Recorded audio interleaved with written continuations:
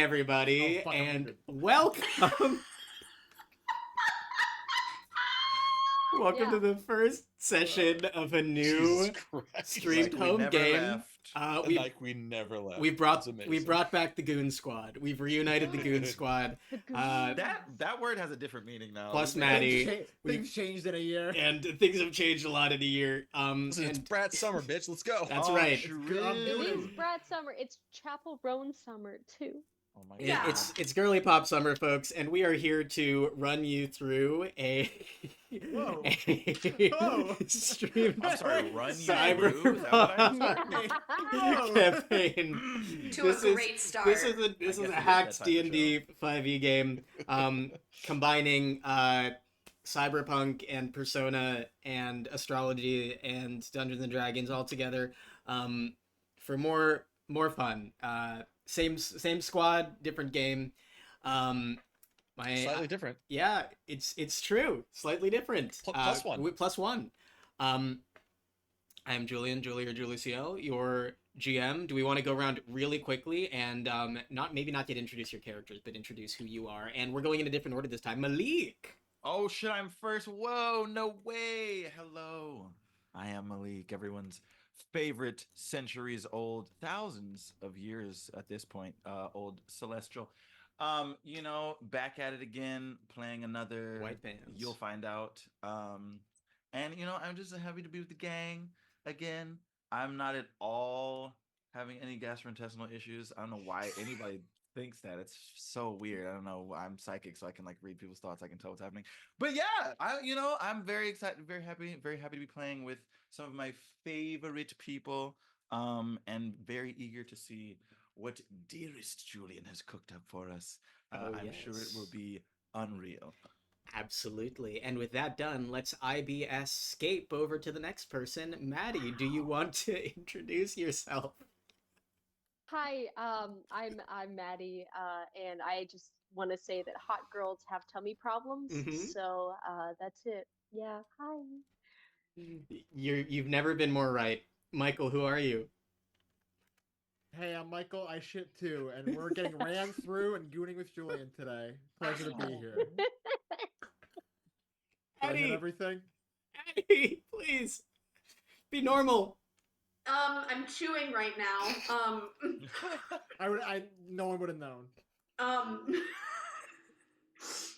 Hello, my name is Addie. I guess my favorite gastronomical thing is farting. Farting is so fun. Yeah, it is. I set the tone. This is my fault, really. Yeah, this is entirely your fault. Entirely your fault. Oh my God. Definitely. I'm so sorry, Julian. You asked me to be normal, and I'm going to do the opposite. Hello, Addie, the farter, right here. I also have a martini.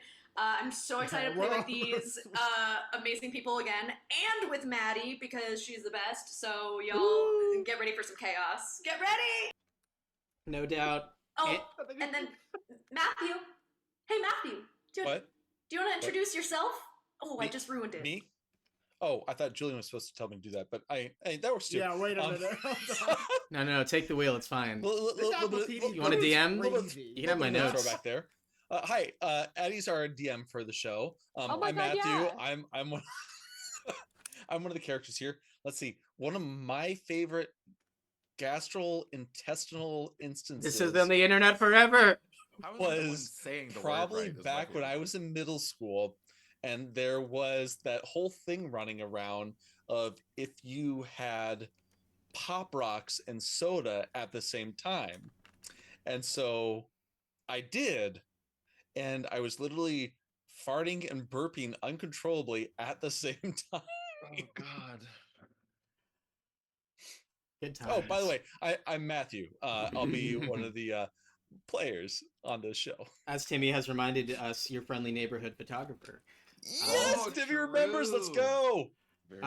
Y'all, remember, no matter what happens tonight, what's important is that Timmie's having fun.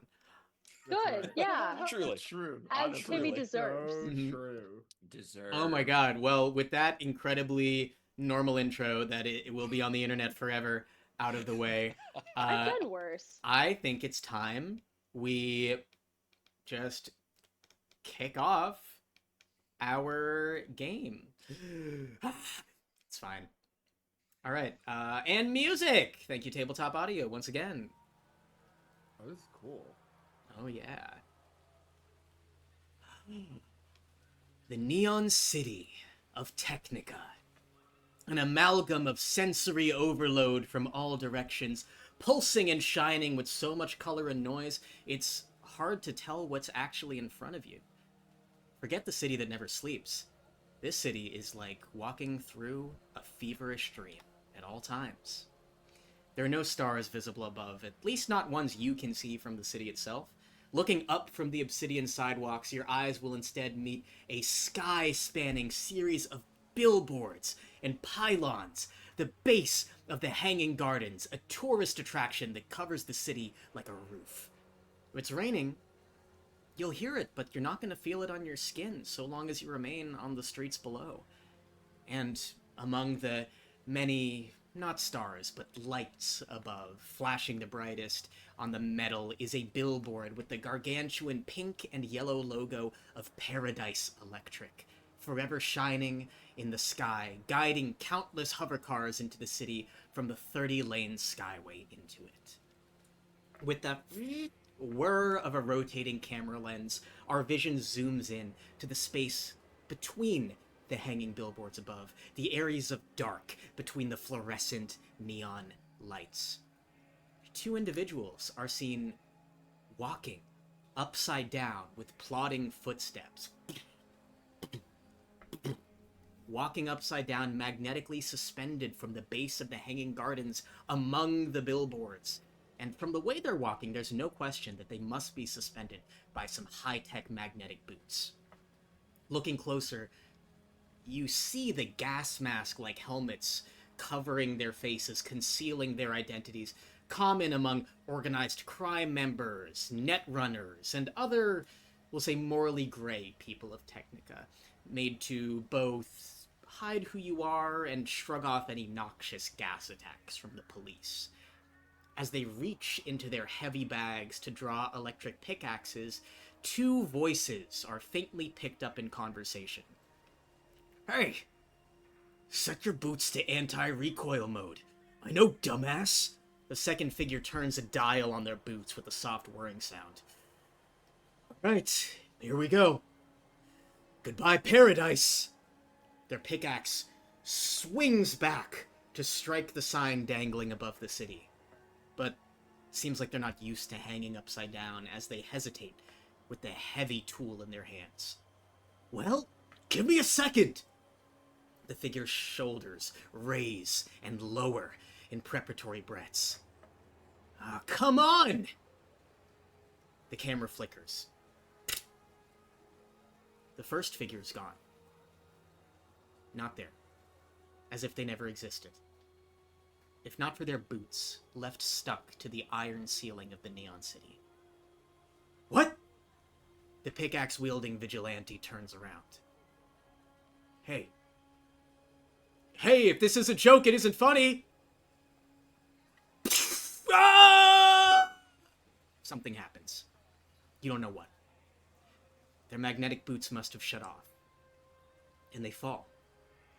For stories and stories. A falling star on the city without a sky. Until they hit the ground.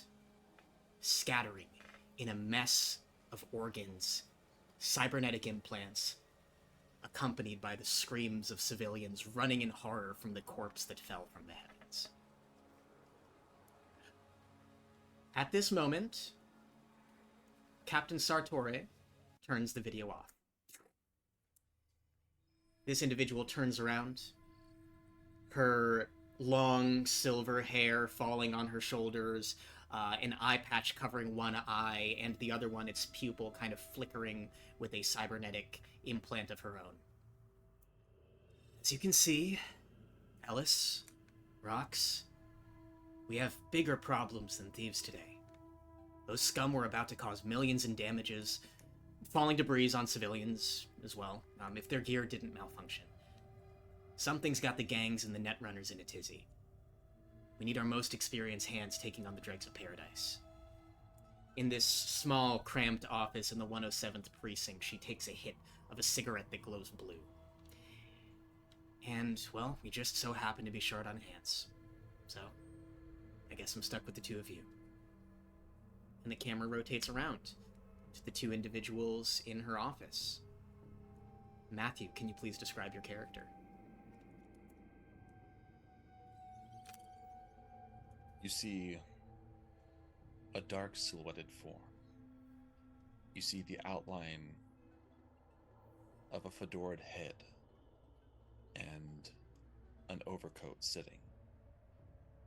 You see a hand raise up, and an arcane sigil appears as an ember ignites on a cigarette, which illuminates the face of a warforged.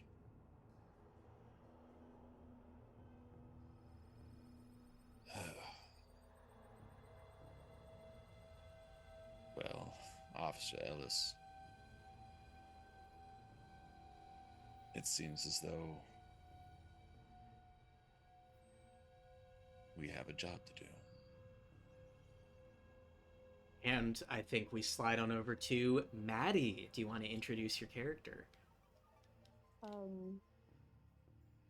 I look back, trying to remain as stoic as possible, but you can tell that there's excitement under the surface.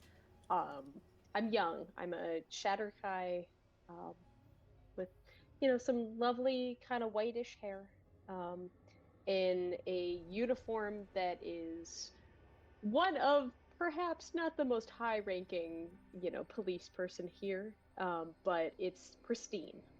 Everything is exactly where it should be according to the rule book. Nothing is out of place whatsoever, but I'm young. And I look back at you and I say, well, of course, we got this. This will be fun. You see the Warforge's eyes roll a little bit and look back to the captain. All right. What do you have for us so far? Captain Sartore smiles. And we are going to cut to elsewhere in the city. We move to East Paradise. Indeed, to the right on a map of the midtown of Technica, simply called Paradise. East Paradise is a bit more grimy. Not quite as grimy as Hell's Gate and Vala Harbor, off even further towards the water. But East Paradise is when things start to get a little bit more residential, a little bit more industrial, and a little bit more seedy. We see a bar flickering in blue lights. It's called Boots, BOOT''S. This little rundown dive bar within the Neon City.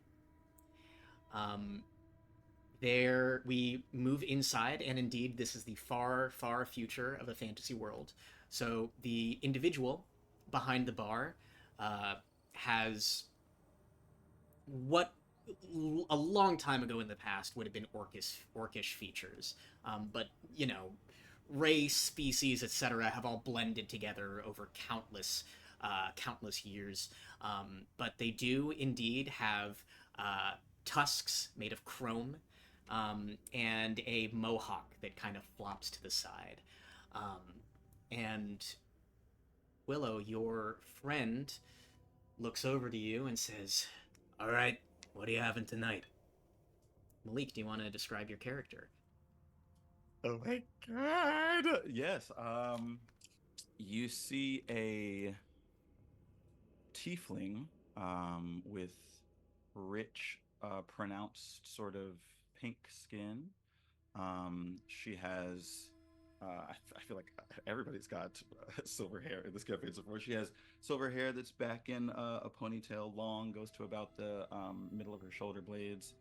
Has two sort of like hime bangs, think like Sephiroth in the front, that aren't up in the ponytail, and she has two like silver iridescent chrome plated horns that sort of jut about 7 inches up and back in like a upside down J formation. She has a white bomber jacket on with a red scorpion on the back. No shirt to speak of, but more of like a skin-tight, synthetic, wetsuit-looking-esque attire, and high-waisted, wide-legged pants with white harness boots on, legs crossed, and a cybernetic arm, her left arm, reaches out and just sort of spins a glass in front of her. And she just looks over to her orcish friend and says, I don't know. Something really fucking strong. The usual, then. You could have just said that. The usual. They turn around. They take out a canister that glows up and down with electricity. They give it a shake in their powerful forearms before dropping a metallic glass in front of you that sizzles with a little electric kick.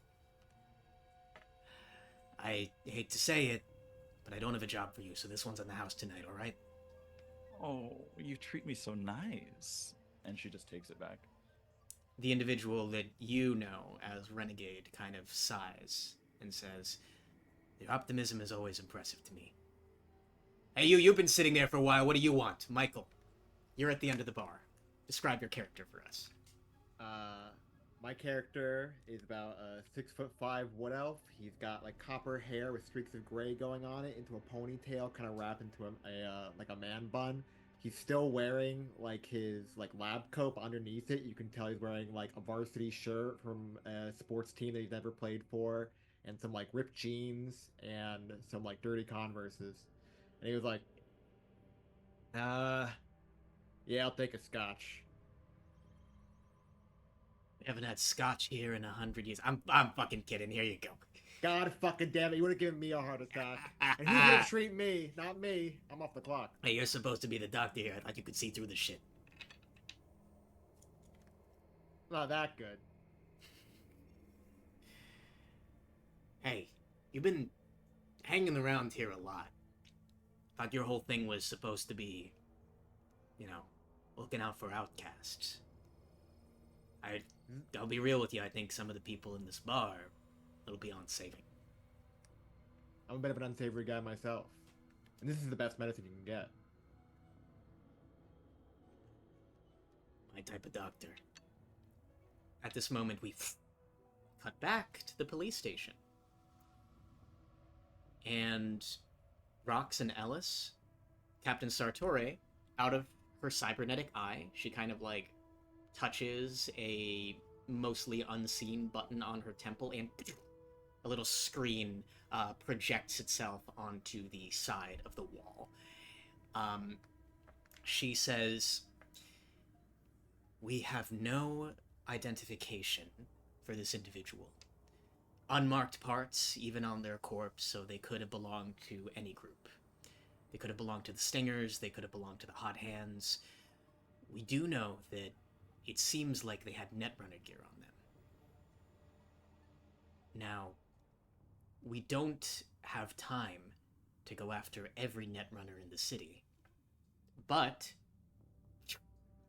she touches her temple again, and then the slide shifts to a horned individual photographed in motion. We do have data on one that seems a little bit suspicious. I need you to investigate her. Willow Hyacinth, connections to some pretty big tech. From what I understand, her dad's a freelance researcher. You need to question her about this, or else we could be in big trouble. From his jacket pocket, Roks produces an actual little paper notebook. Like actual paper. Pulls out a pen and starts writing this down. What are you doing?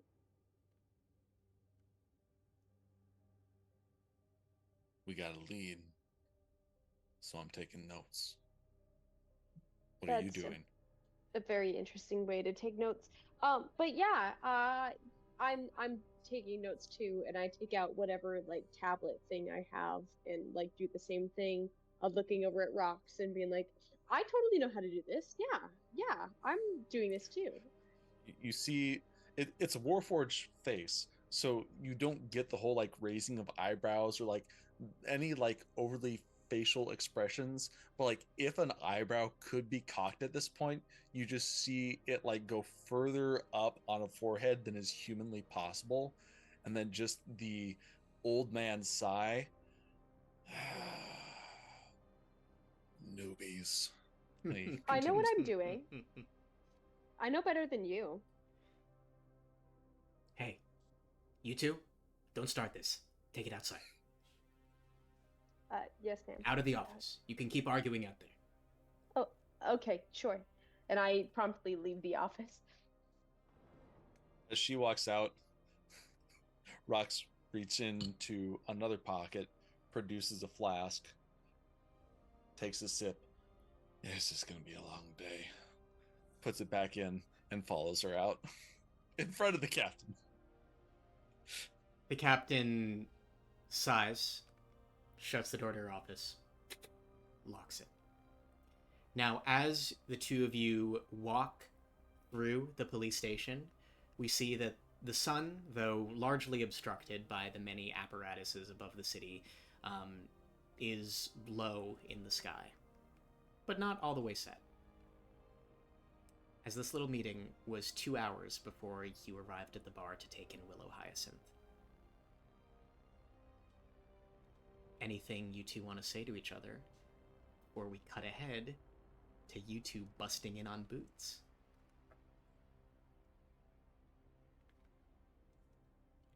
I think I just want to like tug on your shirt sleeve, if you have a shirt sleeve as a Warforged. It's the trench coat. It's Yeah. And be like, hey, I just wanted to say, I respect what you've done for the Force. I know I haven't been like an officer a super long time, but like I take it really seriously. My family's been doing this a long time, and I intend to blow them all out of the water. I want to be the best cop there ever was. So, I appreciate you helping me do that. Roks produces cigarette pouch, pulls out a cigarette. You see another arcane sigil appear. He lights up again. That's really bad for you. Takes a long It's really drag. bad for you. It causes cancer. They proved that in a couple of studies.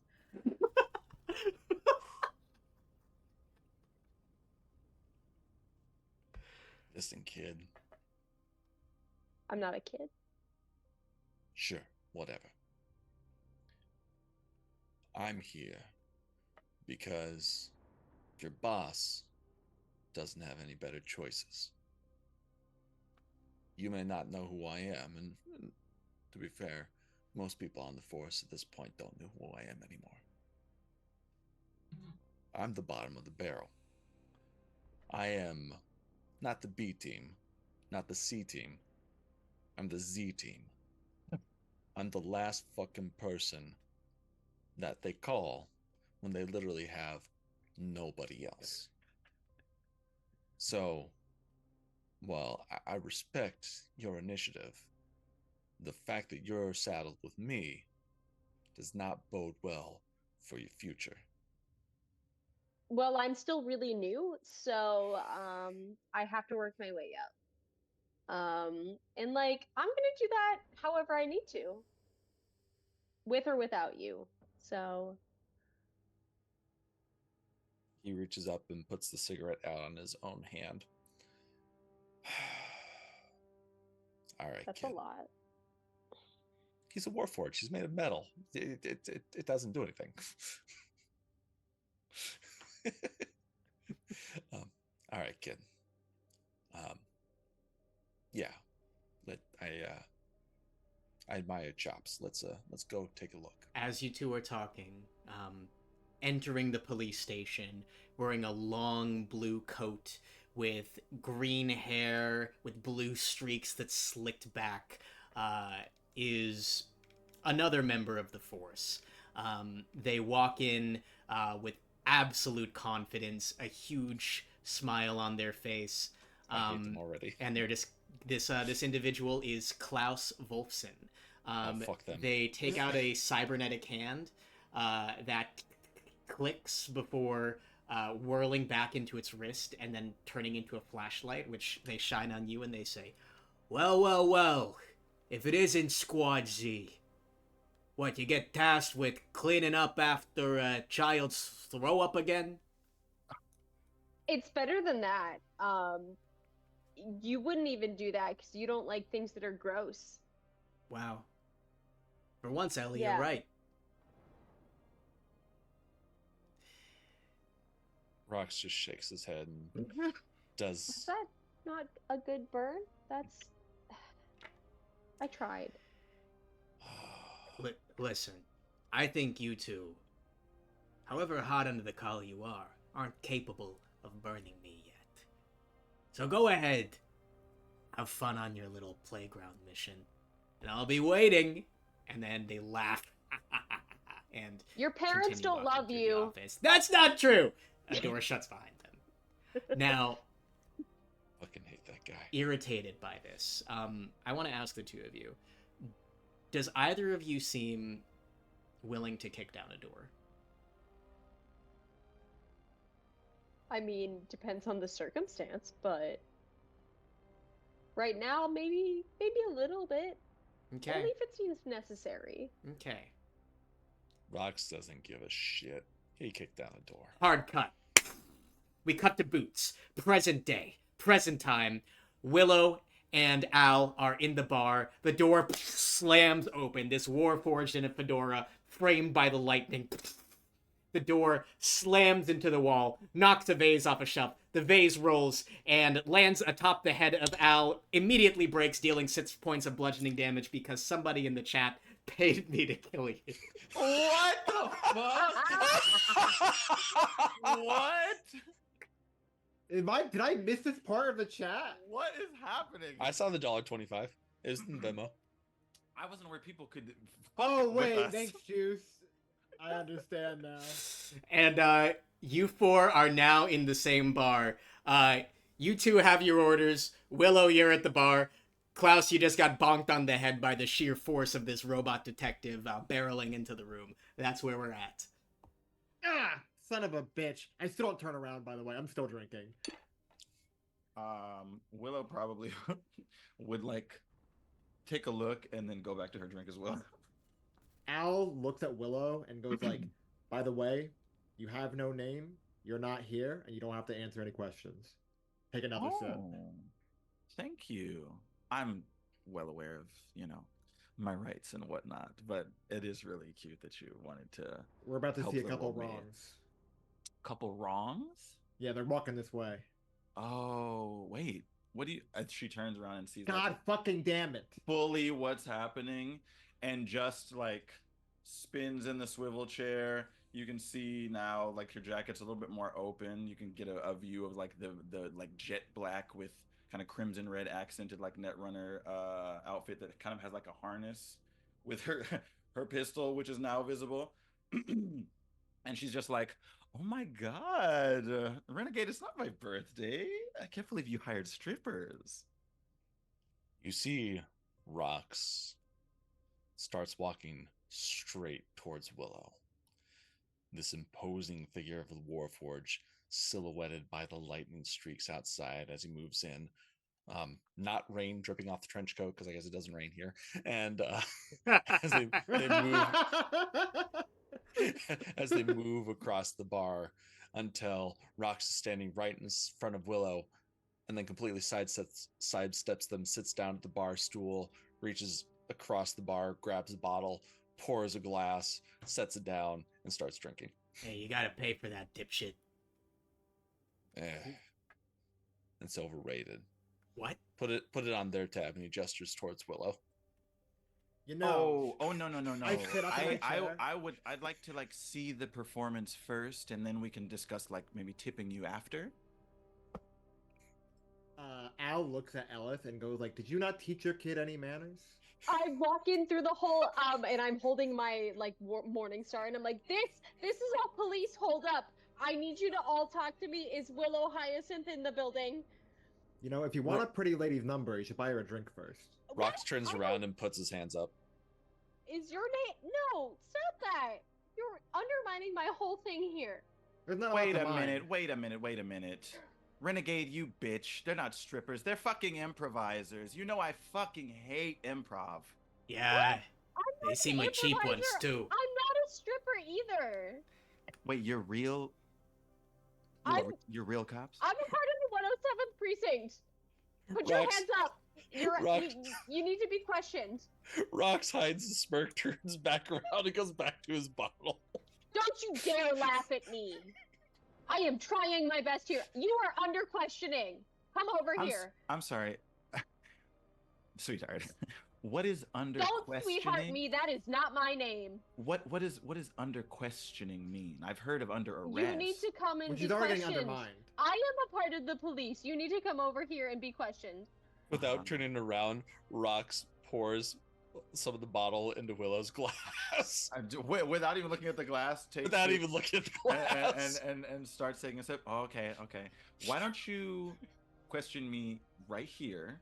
I am well aware, of my rights. Do you have some sort of like, I don't know, warrant for this questioning? Do you have any grounds, any basis on why it has to happen? My captain said that I should come and talk to you, and that feels like good enough. Oh, I wasn't aware your captain. You're under questioning. There it is again. Yeah.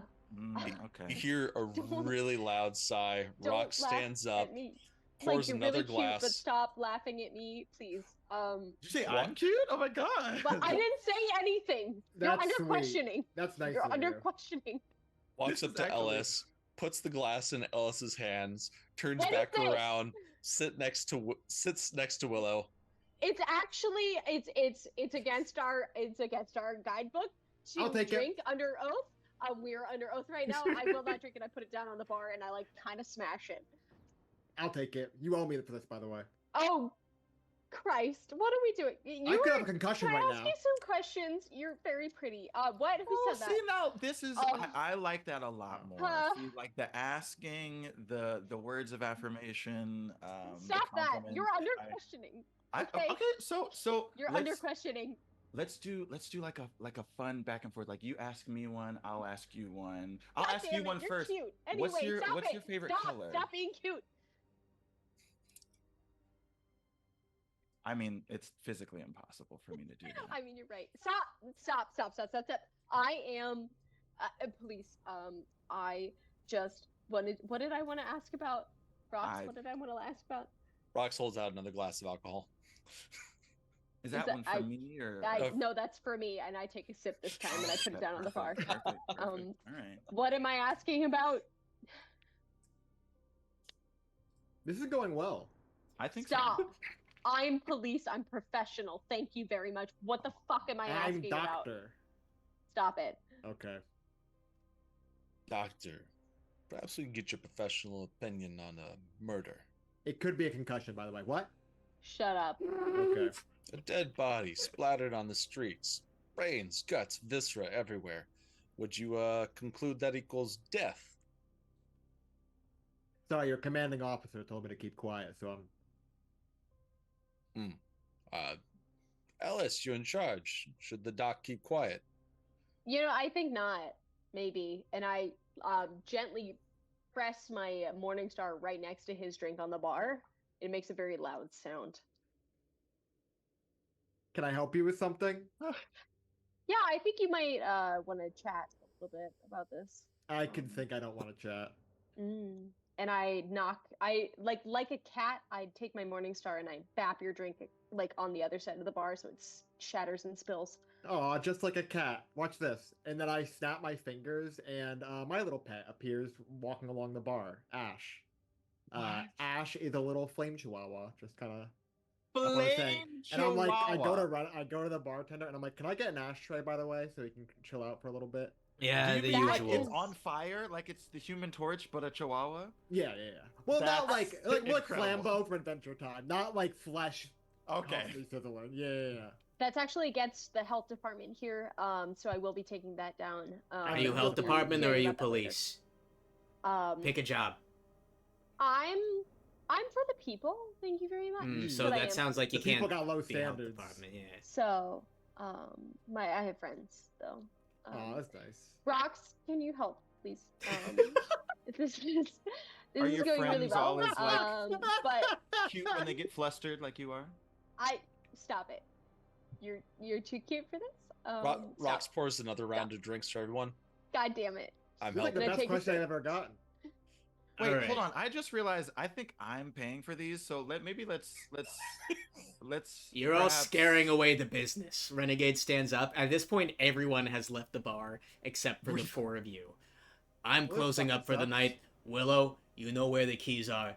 Doc, clean up that vase. What the fuck? Renegade leaves, closes God the door damn it! behind Now her. I gotta clean. Okay, bye. Well, you guys ruined my birthday party. It's your birthday? Oh my god, I'm so sorry. Yeah, do you want to give me like a lap dance or something? Just What? kidding. I- Who said what? that? Lap dance? No, I'm actually police. Whoa, What the fuck Doc, was that? You're crazy for Are you insinuating Are that an you officer trying of to the law intimidate would the do that. police? That's really illegal. She- I mean, I don't does- think I'm trying. She does have handcuffs. Oh, I'm does he? cleaning up the base. Listen, okay, I'll stop bullshitting you. Okay. I don't know what these questions are that you have. I'm no stranger to being asked questions, you know, of this kind of ilk. Is it some fucking ghost bullshit? No. What do you know about magnetic shoes? You're talking about like zero grav magnetic boots for, well, originally they were for like construction, and then got co-opted and jerry. I look at Roks. I wait for a head nod, and then I look back at you. Listen, kid. We got a couple gangbangers. One of them's dead. One of them's disappeared. Yeah. We don't know where they came from. We got no identifying marks. All we know is that one of them is pasted on the street. I mean, on the wall, truly, but like, yeah. Oh, shit. And Yeah. the only clues we got lead to yours truly. Yeah. I don't follow. What is Yeah. it?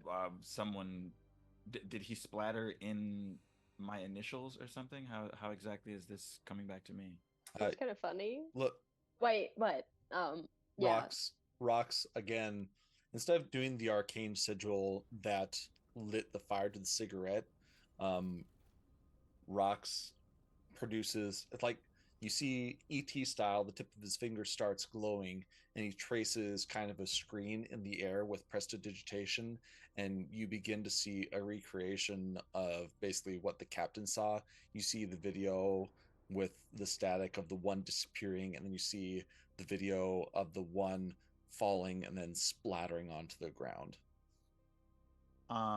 After watching that, you see that Willow kind of sits pensively for a moment and then is like, oh shit.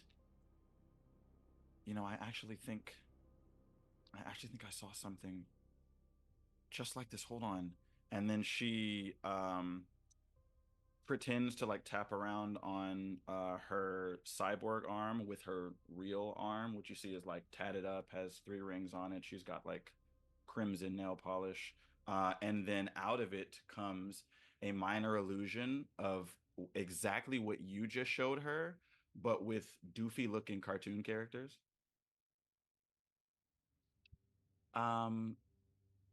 Sorry. I fail to understand. Like, I mean, you can get these boots on almost every corner here in East Technica. Was there like a serial number traced back to me or something? I just because I'm a net runner doesn't mean that I know every other netrunner that exists or have tabs on them and their whereabouts. Whatever this job was, I didn't have anything to do with it. But isn't that like how it works? Is all the netrunners know each other? Like that's what I was trained to know. Do So. you know Officer Ellis? That's What? racist. I'm okay. Listen, this Well, is what training actually, showed me. let's. I take offense to that. You know, I'm not bringing up the fact that they got maintenance spots working on the force now, but that's neither here nor there. While I put the stuff in the trash can, I've been cleaning like the whole time. Al, it didn't escape your notice that when in that video that Roks played, when one of the figures fell from the sky, the other one just vanished, leaving their shoes. And that felt a little suspicious to you. That feels a little bit like what you have been looking into for a little while. Constable, was there any editing done to this video? Anything out of whack? Missing any scenes? Anything like that? Noticing a couple transitions that don't make sense here. It's what you described, Doc. It's what you see is what you get. There's been no futz and no tampering to the best of my knowledge. Al takes out a cigarette out of his own. It's like a really bad pack that looks like it's been used a million times. Takes out one. He holds up an arcane symbol that offers to light your cigarette. I move my hand around the symbol to Ash. Ash gives it a little peck, and then it lights the cigarette. I put it back in my mouth. So you got a lot of work on your hands. That's a cute little guy you got there. He doesn't talk much. May I? No. Suit yourself. Lights his own cigarette. Willow's now behind the bar doing her best renegade impression, pretending to clean the glass. There's no smoking in here. What are we Renegade, doing? you sound different. I fucking I don't like this bit anymore. Do you have the boots? Like, do you still keep them in the evidence locker? Did both of them fall with the person, or do you have any that are actually still intact? I mean, I would assume, or hope that maybe the people in your precinct had done this already. But if not, maybe you could take a look at the processors, see if there's been any tampering done with them. You see Rock's eyes kind of roll in the back of his head and kind of like almost a what is that thing? The coin machine where you see things start spinning. Like a slot machine? Yes, like a slot machine. You see his eyes start whirling. What's Julian, happening? can I connect with the database to see if that stuff is still in lockup or in inventory? Absolutely. That rules. Your eyes whirl. You, as a Warforged in this universe connected to the net, are able to link back to the police station. And as you attempt to look into the evidence locker, red letters kind of like pop up in your memory. Classified for upper ranks. God, son of a bitch. His eyes stop spinning in a very like aggressive, like jerking, stopping motion, like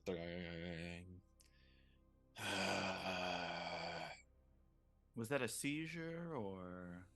This shit keeps getting more complicated. Ellis, listen. What? This is starting to get above my pay grade, and I just got involved. These boots at the murder scene that we're involved in with Squad Z is above our pay grade.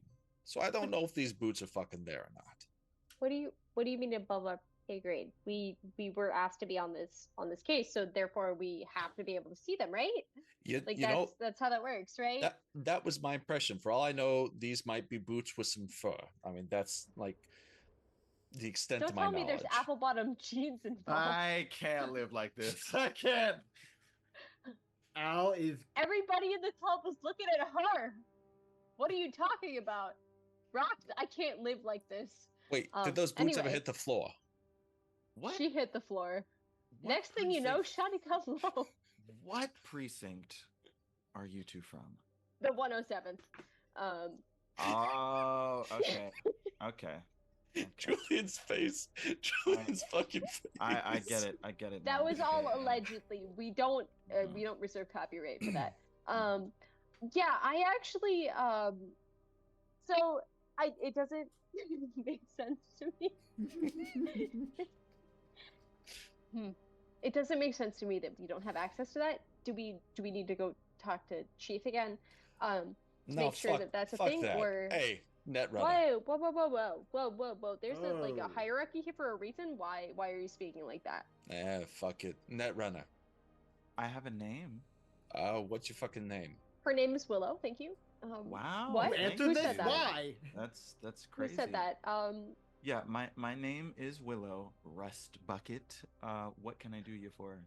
All right, so his name isn't Rust Bucket. Here's the plan. Right now, you're suspect number 101 on this case, according to our chief.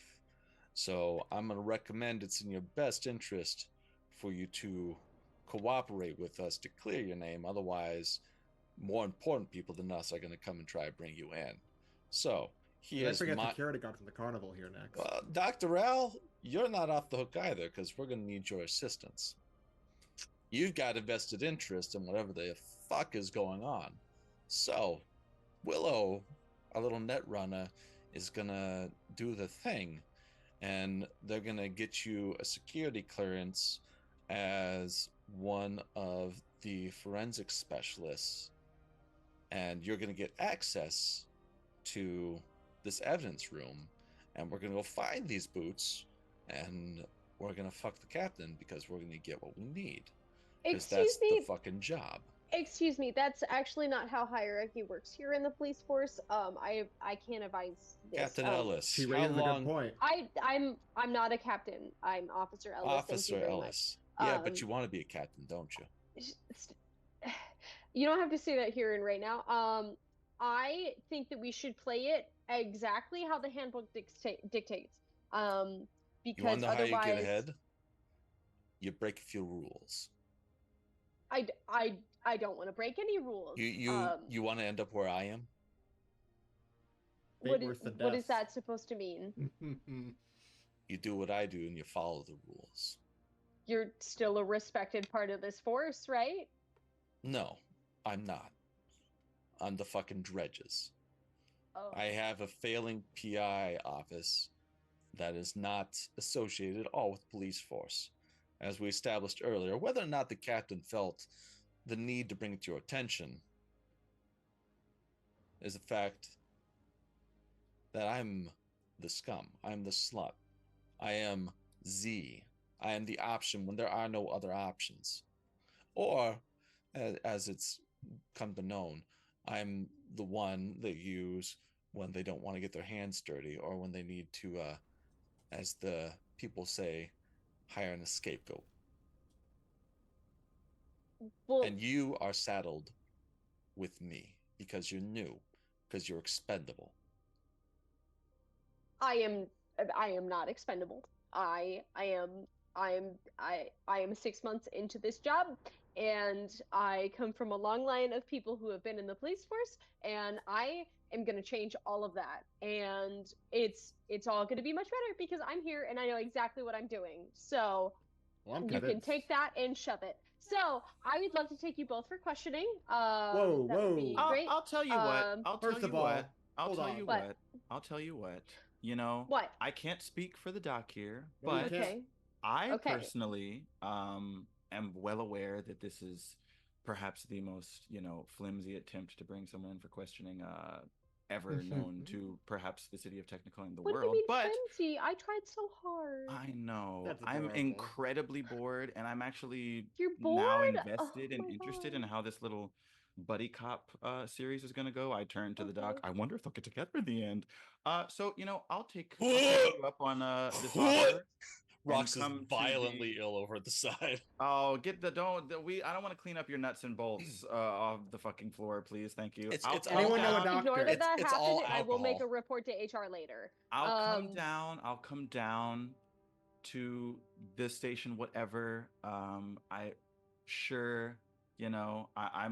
pretty I'm pretty sure I know what is going on here. I don't know if, well, even if they didn't mention to you what I do now, it's your I'm grade sure if you come to the station. It'll come together anytime soon.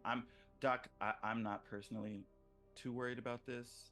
There's little to nothing they've got on me, and also that you know. Oh no, I know what you have. Trust me, I know what you have. But yeah, if you don't want to go, you don't. Can I'm I just try and anxious to see where this can I goes. pull up the dossier on Willow real quick? See if that one is accessible. You may. Did you say you can? Your audio didn't come through. Ah! You're good. That came through. That came through. Let's say you do it as you're all walking. Cool. Whoa. And I'm still walking with them, but I look over to Roks. Now listen here, Columbo. I have a lot of patience and not a lot of patience. What makes you think I'm not above your pay grade? Of my pay grade? I don't even know who the fuck you are. All I know is Exactly, you're a doctor. so why am I here? But you're the one who said you knew what the fuck was going on. Whoa. That doesn't mean I help. What's in it for me? I don't know. Why are you still here? Doc thinks about the fact that despite this going against virtually every single principle he has in helping the police solve a case, he knows that there's a slim chance here that people might start listening to him about whatever the fuck is going on. So he's like, you make a fair argument. I'm not gonna like it, and I keep walking with him. And as you all walk, Roks, you are pulling up information on the Hyacinth family. You see Blaine Hyacinth, a very respected scientist in the city. Willow, his daughter. And as you continue to flip through information, everything regarding Hyacinth, there is just one little ping as far as information you are classified, or you are allowed to access.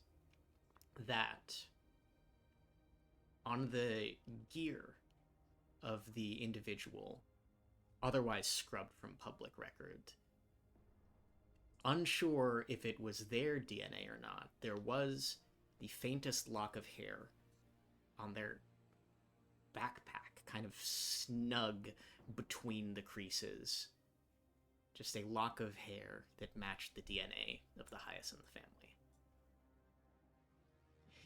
And we are going to cut to elsewhere in the city. It's disorienting, hearing the sound of rain, but not feeling it on your skin. Rooftop to rooftop, alley to alley, no matter where you go, you have not been able to get away from this sweeping silhouette.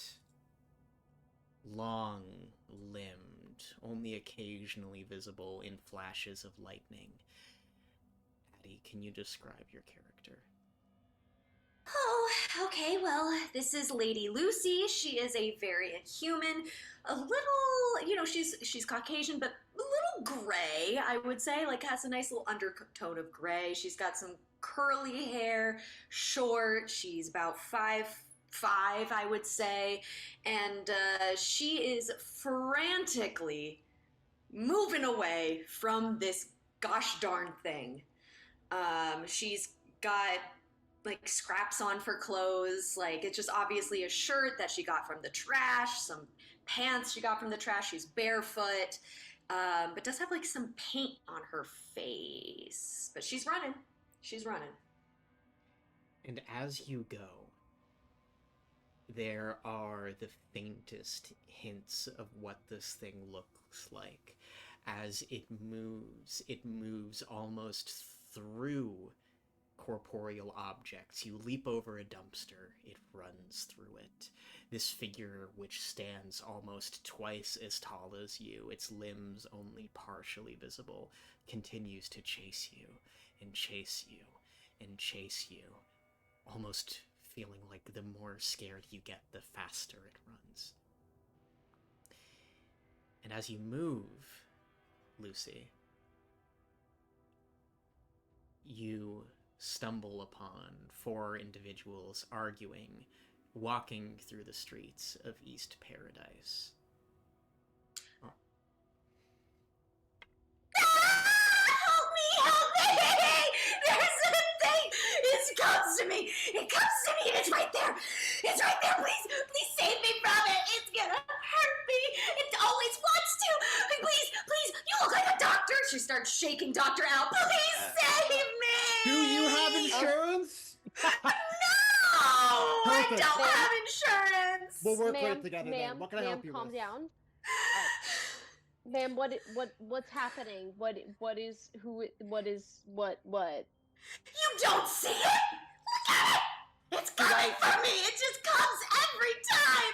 Every single month and it's coming for me! And it yells at me and it wants me, please! I will Do say I see it? I will say in the instance that she appears, a pistol materializes in Roks' hand, and you see him fade into the shadows. Where the fuck did he go? Look, ma'am, it's gonna be okay. And I like take off my lab coat and try to like put it around her. Like, we're fine. We're all good. No one's chasing you. It's all good. We're all calm. And do I see anything? Ellis, as the doctor is focused, making eye contact with Lady Lucy, Willow, I think you also see. I was gonna ask Approaching. if I could make a perception check. You don't need to, Don't need to. because it's hard to miss this 10-foot tall shadow walking on 2 legs. Crooked legs, almost bent back. Arms long. If they were corporeal, they would be raking across the ground, and atop its humanoid head are twisting horns. You feel like it's only visible among the flickering neon lights of the city. But Ellis and Willow, you two are the first to notice it.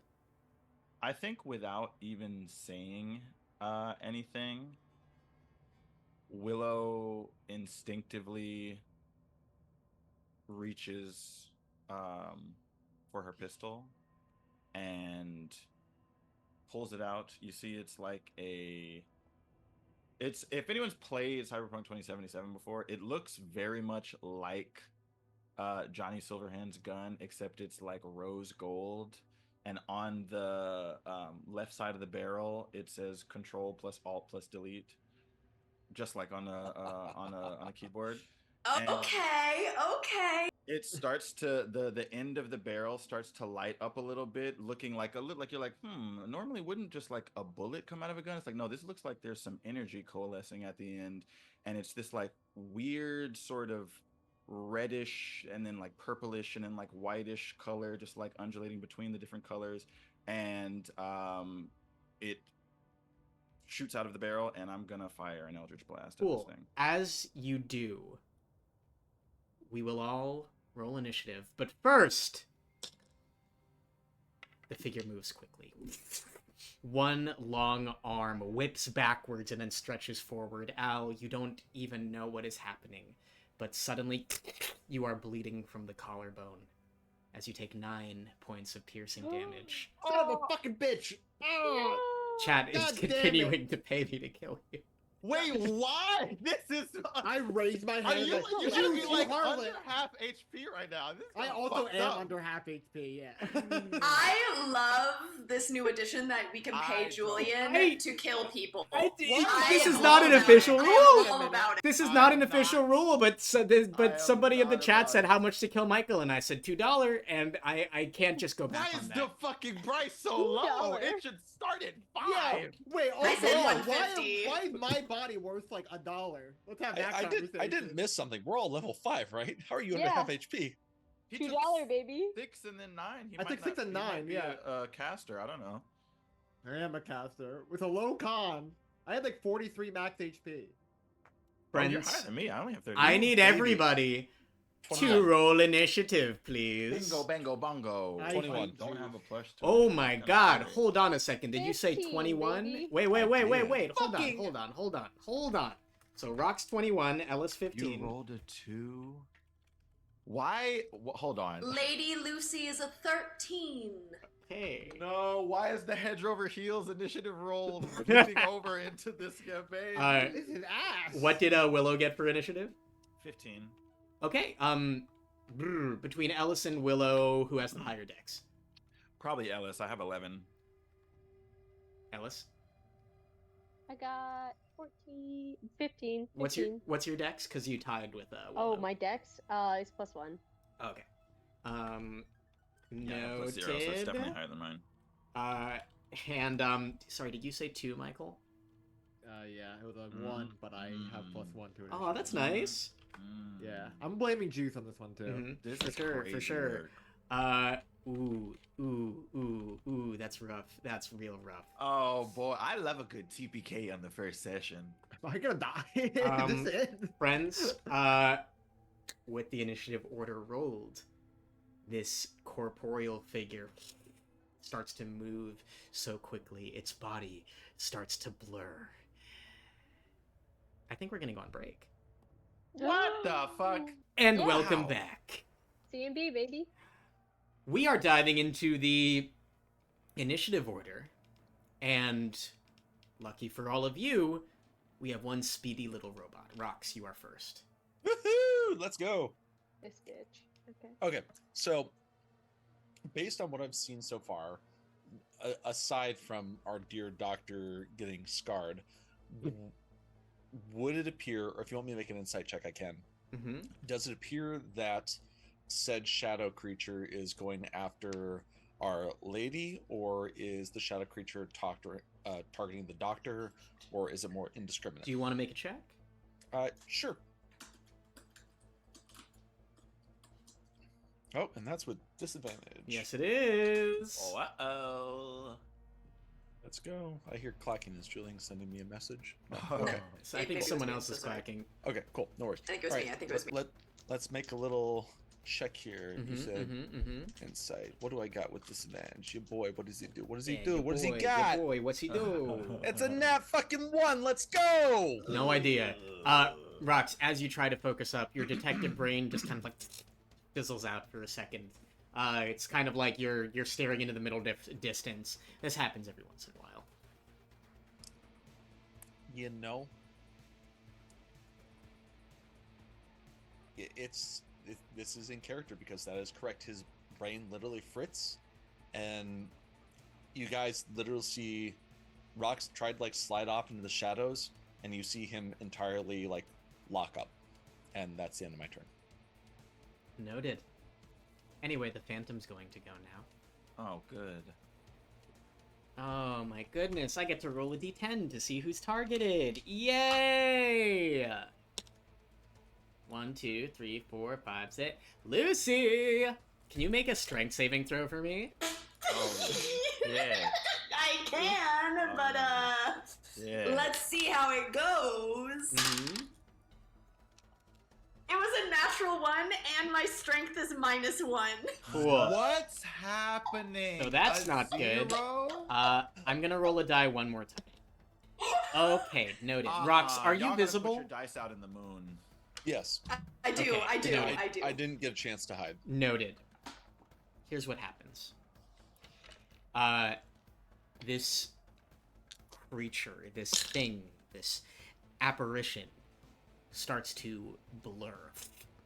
And with sudden speed, it dashes right at Lucy. You see this new individual enveloped by the silhouette of this creature. Though it is changing shape, what remains stagnant are its curling spiral horns. Lucy, you feel your body start to crack from the inside as your shoulders are forced into an uncomfortable position, being forcibly contorted from all directions. It feels so painful, like something is about to break, and then you are rocketed over at our robot detective friend. There's no saving throw for this, Roks. I'm sorry. If one of you is hit by this, another one of you will be too. The Phantoms don't play fair. Each of you is going to take 13 points of bludgeoning damage, and there is a searing feeling in your skin, you also each take 2 points of fire damage as the two of you collide with each other.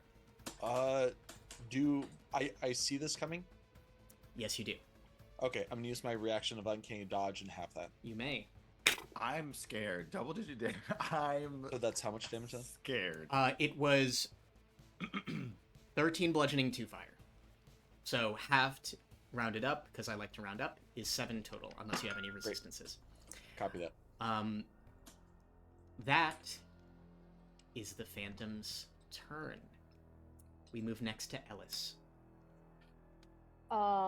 I would like to use whatever it would take, whatever movement it would take to get up to it. It is in the center of all of you because it ran into the middle of all of you. There is now this 10-foot tall silhouette with long arms and crooked legs standing in the middle of all of you. Great. I want to go up to its kneecap, and I want to use my Morning Star, and I want to bap it, and it's an 8 to hit. I'm getting so stressed out.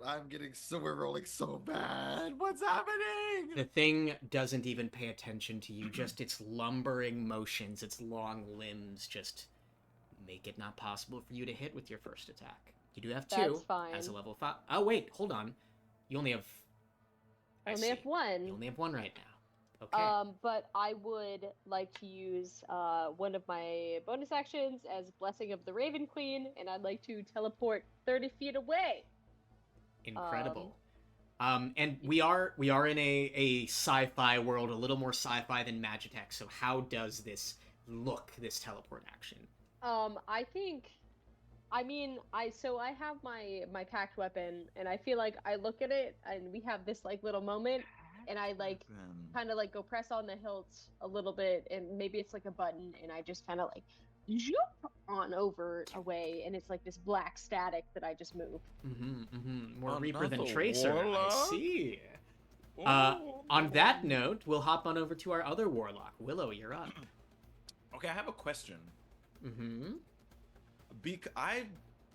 If it's not this way, that's fine, and then I will ask if it's possible to like do something different. Because I fired the Eldritch Blast before initiative, does that get resolved, or is that basically what my first turn just defaulted to? You can do whatever the hell you want. I think because you and the creature saw each other at the same time, initiative happened at the same time. It is your decision whether you decide to continue with the Eldritch Blast, or something else. Okay, I think then I am going to, instead of the Eldritch Blast, it's still going to come out of the gun, but this time it's going to be a firebolt. I'm going to fire a firebolt at. Go for it. Yield yeah, creature. That's just a cute little roll to hit. Cute little roll to hit. Okay. All right, that's an 18 to hit. That's a really good roll, Malik. You fire this. I don't like how you blast. Said that. You sounded like a teacher. You sounded. Wow, good job. You fire this blast of energy out of your gun, which phases through the apparition, and in the reflection of a store window, you see the silhouette of a many-armed individual just kind of like tapping their fingers impatiently, and you kind of just hear a whisper of, "Oh, you should have hit that one." Fucking bitch. I don't know, maybe we cut and run? And that's my turn. Lucy. All right. So I'm pretty far away from them, so I would like to roll to attack dagger. Does a 22 hit? Yes, Addie, it does. Wow, that's so fantastic. And then you take 6 points of damage, and then as I go, I would like to find the closest barrel or can or anything to hide in, so this sweet, sweet being stops looking for me. So, well, you make your attack at the Phantom. You have swashbuckler levels, right? So you actually are going to deal sneak attack. Because swashbucklers just get sneak attack on melee attacks. There's no need for ally nearby or anything. This is not energy that I'm not appreciating this energy. Yep. Okay, so deal another 2d6, right? Yep. I believe It's just another 5. It's just another 5. Well, 11 so total. 11. Yeah, cute. Yeah, that would be a nice amount of damage. I hate it. And as you swing your dagger, Lucy, Willow, you immediately clock like stabbing into a balloon. You see Lucy's dagger put pressure on the apparition and then sink in. Lucy, you feel a blast of warm, steaming air just hit your face from where you stab this thing as it does take the 11 damage. What? And you run, right? Yeah, and then I first stab and I go, that felt pretty good. And then jumps into a barrel of something nearby. Yeah, hiding. bonus action disengage so you don't get an opportunity attack. Yeah. Cool, because you did it's disengage, you don't get to hide. Oh, you just get to do it? Swashbuckler. Yeah, as long as the swashbuckler makes an attack, it doesn't have to hit. They can automatically disengage from any enemy without imposing an attack of opportunity. That's on me. I've only played Arcane Trickster. Hit and run. Okay. I run and I hide. Cool. Make a stealth roll for me real quick. Of course, sire. What did you with attack that with? one. What did Just you a attack dagger. with? Just a regular dagger? Just Not a magical? regular sweet dagger. Just a regular dagger. And I'm sorry, what was I rolling for? Stealth I rolled rolls. stealth, please, guys. I just want to make sure. 18. That would be pretty good. I wonder if it has true sight. We are going to close up the initiative order with the dock. All right, so can I see this apparition now or no? Yes, Is it you still- can, Oh, Doc. I can't see it. Everything's Alright. happening very quickly, but you can see Okay. it. I'm like weighing my options. Strong urge to cut and run, but knowing that if I leave, a lot of people might not make it. And then I look at the ugly thing and I go, all right, fuck it. Time for your shots. And I take out a pistol and do a little scorching ray. Yeah, Oh absolutely. my god, another pistol! Roll to Oh my hit. god, am I gonna fuck everyone in this campaign? Hey, yo. Wait. All right. I mean, not me. So I yeah, ta- okay, yeah, alright, Eddie. So I take 3 shots, right? Is that how? Yeah, okay. So Mhm. first one is going to be a 12. I'm guessing that doesn't hit. That's a pretty low roll, unfortunately. Yeah. Okay. Scorching ray, right. Another 12, and then last one is a 16. It's really good. It I goes hate this! this blast of fire passes through. All 3 of them? Well, the first 2 don't hit. The third one would, but it passes through. Well, this is bad. Weighing my options right now. And then I will sprint into. You know what? No, I won't do that. I will spend another spell slot, and in my right hand, a hacksaw entirely made out of fire will appear, and I will cast Flame Blade. Whoa.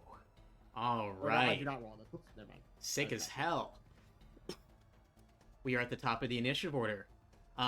Roks, this woman was launched like an arrow, slammed into you, and stabs the thing and then runs away. That's where we're at. What did Lucy? What'd you roll on your stealth check? 18. 18. All right. So my passive perception is 21, so I know exactly where she went. Mm-hmm. Yeah, it's disgusting. So Nice. what I'm going to do, seeing as how they've been targeted several ooh. Okay. Here's what's going to happen. I look at them knowing that they've been chased up to this point and they've been targeted by this apparition. And then I'm going to look over at Officer Ellis, and you just see this resigned look come across Rox's face, and he's going to like skirt across the battlefield with like very surprising agility, until he's standing next to Ellis, and I would like to make a deception check to make sure Ellis doesn't notice this. Okay. And then I'm gonna cast protection from good and evil on Ellis. Okay, yeah, you can roll your deception check. Let's just see if it beats their passive, or beats her passive perception. Ooh, baby. That is going to be a 19. Yeah. That passes. So you do not notice your comrade giving you this boon. And then as I do that, I'm then, rather than trying to hide, I'm going to reposition myself back in front of Lady Lucy. All right, noted. Lucy, you see this robot individual making a straight beeline for you and then positioning himself more in front of you. No, thank you. I'm hiding. You can't see me. You see, Roks looks back over his shoulder. He doesn't say anything. He just winks and goes, shh. Sure. I'm gonna roll a very important d6. If it's a 5 or 6, it gets that attack back. No. That's a 1. It doesn't. Yay! Instead, Yes, it's going yes, to make yes. an attack against 3 different targets. Okay, well, Let's go for Willow, Ellis, and Doc. that is No. a choice. That is a choice that That's is being fine. made. That is a choice. Luckily one of the natural 20s was cocked. You're not Was fucking cocked. serious. So I'm gonna re-roll it. Okay. There's still another one. Yep. So against Willow, it's a 16 to hit. Against Ellis, it is a 15 to hit. Okay. Question with Ellis, they do have protection from good and evil. I don't know if that qualifies under whatever Is this that creature would that is. grant disadvantage? Yes, We're going to say yes. I was hoping. It's still a 15. Right. And Doc, I'm so sorry. I wasn't even trying, and I rolled a natural 20 against you. There was no money involved, but yet. It's just the dice. But yet. It's just the dice. Bad. You're literally gonna kill Thanks for him. man. It's thanks for session telling one. the story, all right. Yeah, You're for literally sure. gonna kill him, session one. I hope you got a spare character, because it's not looking. This is fucked up. 8 damage to Willow. Maddie, what's your AC? 8 damage. Yikes. 8 damage. Me? No, Maddie. Oh. What's your AC? 19. Oh, so Damn! no hit. Then I'll And use. 19? Then I'll use As a this. fucking warlock? How? I'm a pally, baby. Oh. Pally Pally warlock. warlock. That is 14 damage to Doc. Oh my god. Jesus. As This what is- I don't think we're happens, supposed to be fighting this. this- seems. this creature raises. Oh, do I lose concentration? I'm guessing so, right? Well, You have to roll for you're it. gonna roll. Okay. You're gonna roll a Constitution saving throw, and you have to beat a 10. This thing's long Beat it. fingers just pierce all of you in different parts of your body. You start to bleed. Excuse me. This thing, which is incorporeal, certainly seems capable of dealing damage. Can I resolve my reaction? Yes, you may. I feel like it's unfortunately, while cool, not going to do anything. But after I take the damage, you're going to see that Willow's eyes, which are see very, that. very like bright teal blue, like Gojo from fucking JJK, are going to get even brighter. And then the horns, the chrome horns on her head, will also seem to like light up a bit. And almost like Hellboy, there's kind of like a weird fiery energy that starts to coalesce in between the two of them that just like blasts out, and I'm gonna hellish rebuke this fucking thing for hitting me. Nice. All right. Which is gonna be Dex wow, save. terrible. Yes. Okay. Dex 15. Cool. How much damage is it? 11, or I guess 10 Half. if it fails. Half to 6. Or right? sorry, 5 if it fails, or 6. I like to What round. type? I like to What round type of it. damage is it? It's fire It's damage. fire damage, yeah? Just like the firebolt. Fizzles out. This usually works. Didn't seem to work on this thing.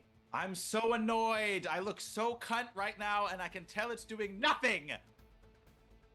Do you say this out loud? Yes. Yeah. Willow is saying that out loud. Good. How much damage did I take? You didn't, because it missed you. Bless.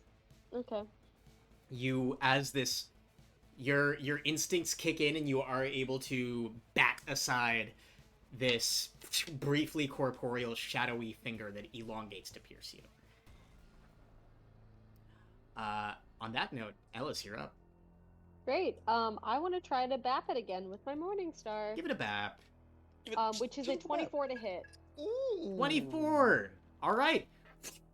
Passes right through it. Spicy meatball. And then 5 damage, and I would also like to use my bonus action to... Hello, where are you? To Divine Smite, if I will. Yeah. You don't have to bonus action to Divine Yeah, Smite. whatever that is, yeah. Just Divine drop a Smite. spell slot. Sounds That's fun. another 2d8 radiant. Yeah, let me, Oh 2d8. my God, wait, radiant damage. Hold on. 2d8. I have to actually look at which one is a d8. That's my favorite song. Right? And that's 7 damage. Okay, Additionally. I'm checking something really quick.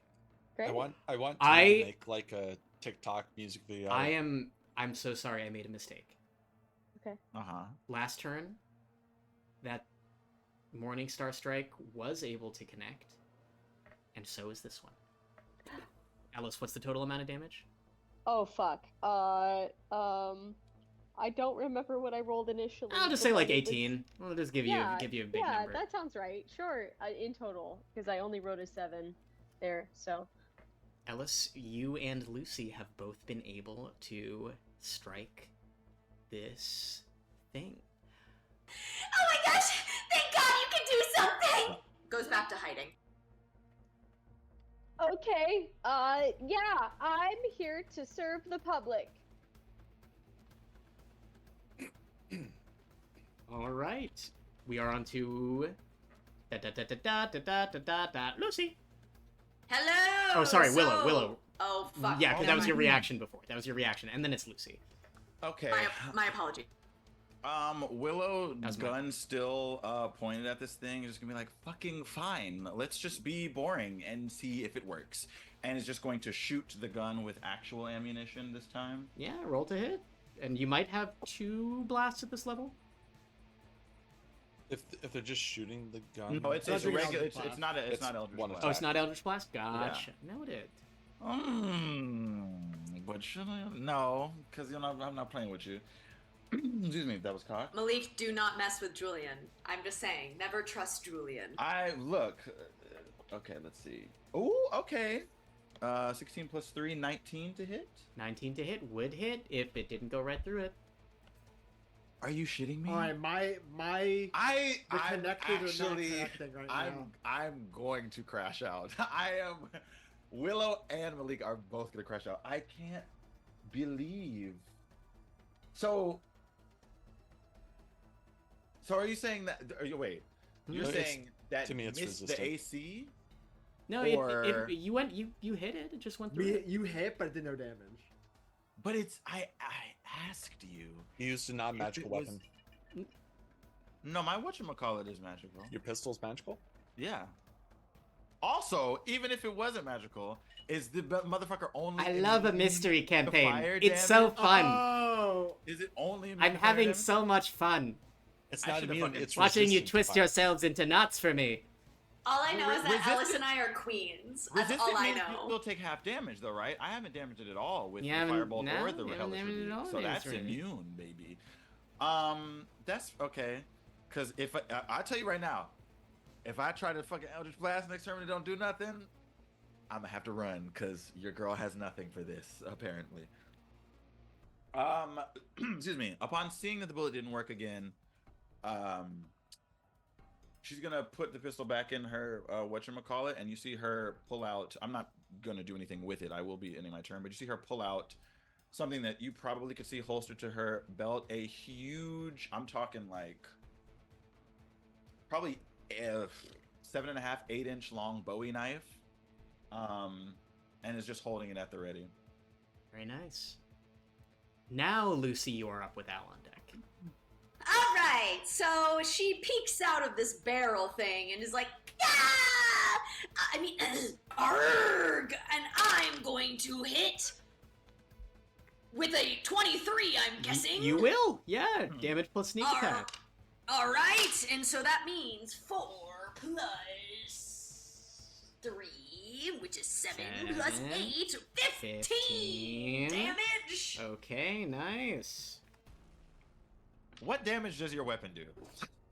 I mean, it's just a dagger, bruh. Right. But what kind No, of damage does it do? Piercing? So right? I've been lied to, if that is the case. No. I'm saying that I think. Oh, actually, We can't I'll say talk- uncanny. Al, you are up. Yeah. Oh, and I mean, yeah, I'm still hiding. Well, Yep. no, okay. Or do you actually, run as back? my bonus action, I will keep running back because I'm so horrified of this thing. I Okay. have seen it for You're going so in many and out. months. You're going in and out. Mm-hmm. I'm going in and out, like my audio. No. You're Lucy Oh. is going in, stabbing, going out, going in, stabbing. Great. Just want to make sure. Just like a penis, in and out. That's right. Oh boy. We Well, were Like a all pianist? thinking it, but Matthew said, what? Yeah. Like a That's pianist, right, like a that's right. like Yeah, a piano their player. fingers going up the octave and down the octave, yeah. Whose turn is it? Whose turn is it now? Michael. Michael can go now. Okay. Good for Michael. Come on.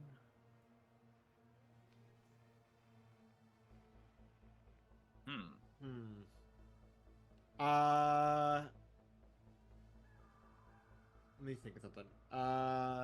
I okay, really just so- love how in character it is that none of you are talking to each other. It really helps my purposes. I don't know who you guys are. You just far, asked us so far for I've help, seen screamed at us for Lucy- help. And you're not doing a good job. I'm scared still. Lucy's hit connected. Ellis's hit connected. Both of those are like non-magical items, I'm guessing. Yeah. Okay. Yeah, Mine but didn't connect. right. I also shot with a with the whatchamacallit, I thought your pistol was magic though. It is, but it does piercing damage. It doesn't do magic damage. It does piercing damage, but it for the purposes. Malik is flavoring their gun as both regular D10 pistol, and then they also have spells, and they're all firing from the gun. So mechanically speaking, Malik did attack with both magic and an everyday weapon. Mm-hmm. Okay, and non-magic. Okay. Yeah, correct. Yeah. Okay. I'm gonna do. So. All these data points, pinboard connecting, slap the board down. I'm gonna hit it with the fucking buzzsaw, or the hacksaw rather. So I have a fucking flaming buzzsaw. hacksaw in one hand. I'm gonna run up to it and try to chop its leg. I'll allow you to roll with advantage because Ellis is there. Hell yeah. Why can't I find where this is on my sheet? There we go. Okay, so first one is 25, or if it pleases you, another 25. That's really good. Jesus. What's that damage, Cool. baby? So I'll roll 3d6. Mm-hmm. That's not great. That's gonna be 6 damage. 6 damage converted to 0. Your That's flame right. blade passes through. Yep. Wait, is this a? Oh, it's an action to do summon. Okay.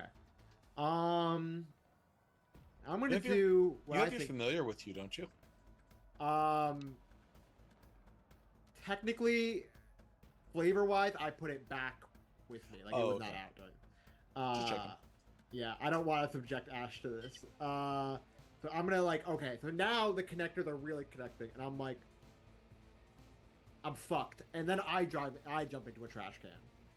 Oh my god. Well, Want to roll stealth for me? I'd love to roll stealth. Mhm. Are you a rogue too? No. I just think it's. I just want to see how poorly No. Yeah. or well Doc No, hides. I For know fun. exactly why Julian is making me do this. It's not because I'm not because I'm a rogue. Okay. Holy shit. That's a 3. Describe how you utterly fail. I should. So, context. Dr. Al is a full-grown elf man. He is well past his prime athletically. and does not work out as much as they should. He fucking channels everything in him back to when he was a youth, sprints towards the trash can, immediately starts stumbling over himself, and dives head first into the can, legs kind of splaying out like this, like Oscar the Grouch. All right. I am not hidden, but my face is. Not as good at hiding as Lucy, which is unfortunate. Because the Phantom starts to twist, elongate, grow in size. No. Roks, No. you see it raise one arm into the air, long No. fingers stretching past its face, and it's gone. Fuck. Okay. Wait, Darn it, it did the thing again, everyone! Oh my god, we gotta wait. We gotta wait a couple weeks and it'll be back. It'll be back! Okay, well, thank you so much for helping me. Nice to meet you, all 4 of you. Thank you so much. Oh, I'm goodness. still in the trash can. I'm like, No, I wanted my turn I'm first. shaking Dr. Al's foot. I'm forcing their hands into my hands and Did trying we to walk win? Did we away. win? Ma'am, are you okay, ma'am? Ma'am. Me? I mean, Yeah. I'm okay now. It's gone now. So, I'll see you in. I'm so sorry. Arg! I'll see you in the next life, officer. What? Roks, does she have psychological issues? You know, you're not that good of a whisperer, milady. What did I say? Did I say anything to you? I don't think I did. You said I didn't have good memory, but I have the best memory. Perfect. I Yeah. think. Roks, did you hear what I said? Can you respond to me, please? Thank you. Roks is just kind of looking at the shadow as he was like preparing to cast a spell, and now it's gone, and he's just like continually looking around. Can he make some sort of like insight check, like ignoring this like complete ass fuckery that's happening over here? He is like zeroed in on the current situation. I don't know, can maybe an Arcana check, which I have +0 to, or like something to try and like make sense of what just happened, because I don't think I also Roks... wanted to see if I could catch any sort of residue or something with an investigation check of where the thing just was. Absolutely, yeah. Y'all can make those rolls. Matt will do so with disadvantage because Arcana is intelligence. Yeah, between you and me, Julian, Roks has not had any sort of experience with this today, right? This is like something completely new for them. I think all of you have heard people talking about ghosts in the city, but it's always just sounded like crazy talk. That's actually... I only got a 10, unfortunately. Even with I only got a 7. I would have given it to you. I would have given it to you with some higher rolls. Expertise doesn't mean advantage, right? No, it just has that extra bonus, yeah. Okay, fucking bullshit. Okay, I will say also, then... Ellis is currently glowing with a slightly golden hue, like her outline is golden. She may notice it, but she may not notice it, but everyone else will. I totally won't. I'm focused. Lucy, you are going to hear in your head Willow's voice. And I'm just gonna say you're gonna hear, what was that? How often? Relax. It's me. It's the pink tiefling across from you. Please act natural, okay? I'm just speaking to you telepathically. Okay. Ma'am, are you okay? You don't have to talk out loud. Ma'am. What was that, and how often do you see it? Why are you acting like that? Are you okay? All right, I can only answer one voice at a time. So, the voice in my head, and in my head, I think so hard. Once a month. I just think it over and over and over again. Once a month, I believe. I don't really own a calendar or anything like that. And then I look at Ellis and speak out loud. Arrgh, I'm a pirate. Willow, ma'am, this is a city. Pirates don't exist here. Officer, she answered your question. She's a pirate. Okay, well, okay, miss, I'm so sorry. Officer Ellis. Is that what your name Thank badge you. says? Okay. That's really kind, actually. Anyway, yeah, no, that's my name. Yeah. Are you okay? Do you need I'm good. assistance? We have some social programs that we can refer you to if you need some help. I don't need help. I just I make my money performing on the street. I'm good. Oh, I'm good. okay. Do you need access to sustainable housing? Do you? No, I have a nice little tent. Don't you worry about it. I'm sorry. Why? What do you? I have all these things. Like, we're good. I'm good. Okay, great. You guys, we dealt with the issue. Thank you so much. Yeah. No, I'm totally just making sure. But if you do ever need things, here's my card. And I can refer you to any of these social programs. Just in case.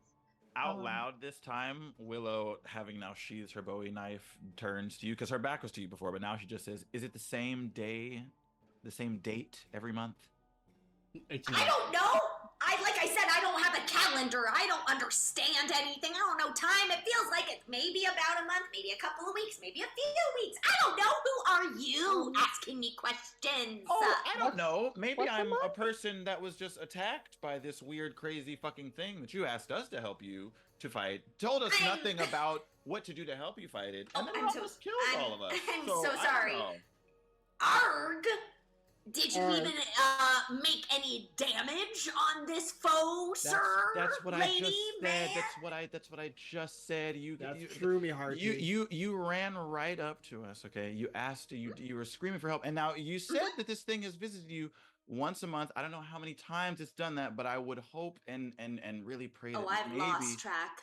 some semblance of like idea about how to. It's kind of like if you have a computer issue and you get a repairman to come take a look at it, you kind of have to explain to them what the problem is, which you didn't. You just screamed really loud at us, and then I got the shit kicked out of me for about 15 minutes. Well, number one, I will say I gave you all the information I have because I don't know anything else. Michael, what were you saying? Doc is like viscerally red in the face after hearing, like, normally when you get attacked by something, you should know what's going on, and then jets towards Will and goes, "Look, she told you everything she knows right now. Obviously she's scared, and obviously she doesn't know what the fuck is going on, because I don't know what the fuck is going on." And I whip back around to Lucy and, like, try to do, like, a quick biopsy of, like, seeing if anything else is wrong with her before, like, continuing. Want to make a medicine or perception check? Either one works. I'll do medicine, because while he's rolling the dice, Julian, I'd like to do a database check to see if there's been reports, whether they've been dismissed or not, of any similar instances of like this activity or encounters. Yep, absolutely. Nope. That's a 10 on the medicine check.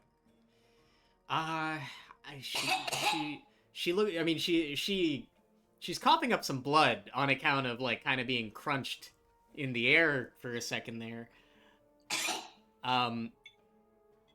As for Roks, we'll get to you in a sec. I like take out a flask and I'm like, "Do you have any cuts on you or anything?" Constantly. Takes a long swig of the flask. Then this won't help, and then I drink the whole flask. God, I feel better already. Oh my god. I whip back around to Willow and kind of like really low under my breath going like, "Look, I did not mean to spin out at you, but I see people like her all the fucking time, and they're not gonna know anything. They don't know what they just saw, because I don't know what I just saw. And if I don't know what I just saw, we're fucked." Right. I get that. I also, funnily enough, don't give a shit, because I got hurt real bad. And I like to kind of, I don't know. Listen, I know what you mean. I'm bleeding everywhere, by the way. I do, yeah. you look really, really hurt. That's why I'm kind of surprised that you're not freaking out a little bit too. But I will say this, and you're gonna hear in your head.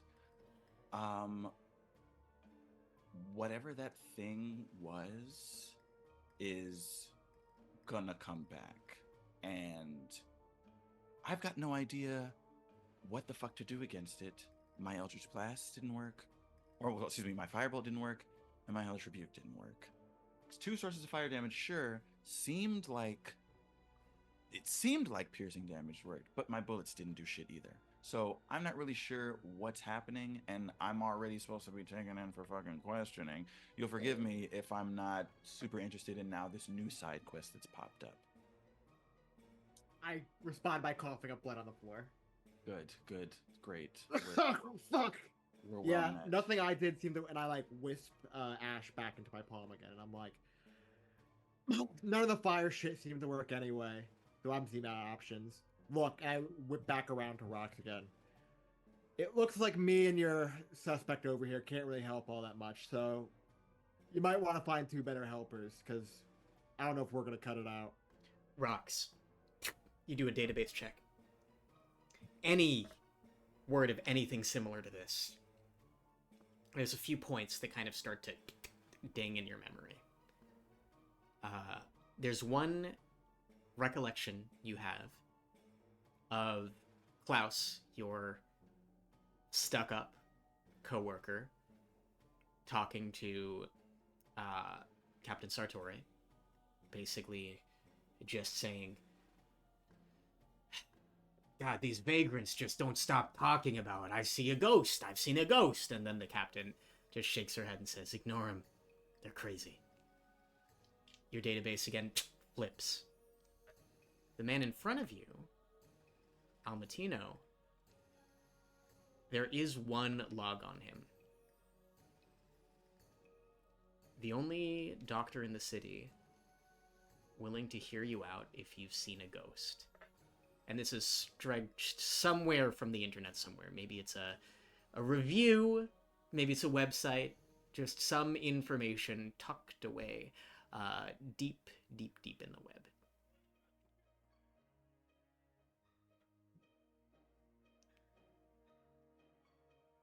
Rox's eyes stop spinning. And they settle back. It's very uncomforting if you're looking at his eyes while he's doing this. just to be clear, it's like if you see this, I don't like this. yeah, it's very uncomfortable. Unless you're like an avid gambler and you get really excited when you see the spinning eyes. Anyways, he comes back and he kind of looks around, looks at Lady Lucy, looks at Al, looks at Ellis, looks at Willow. Shit. Why? It couldn't be fucking easy.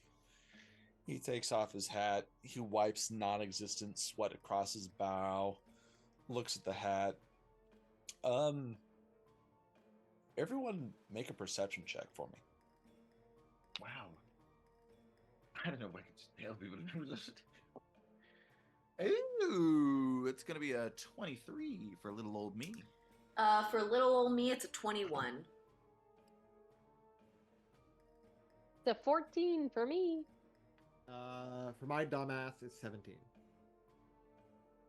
I mean, 17 isn't bad. That's not really dumb. Oh no, I just wanted to but- break up the average. cadence of like little old me for like, Okay. rule of For force. everyone who rolled above a 20, you see inside the brim of the hat, there's some sort of picture, but that's all you get. He puts the hat back on, pulls out another cigarette, lights it up.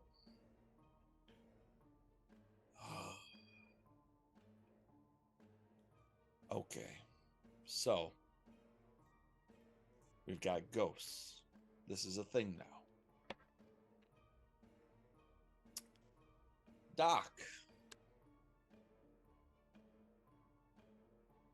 you may know something about ghosts. You may not. To be quite frank, I don't fucking care. But you seem to.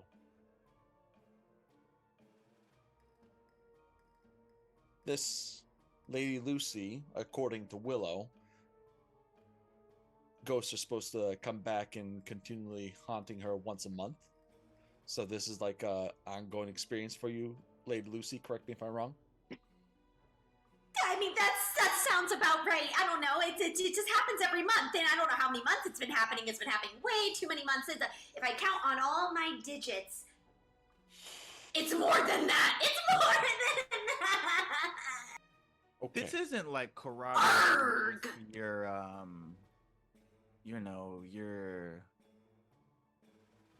like is it happening around the same time Aunt Flo is coming, or Flo, what's that?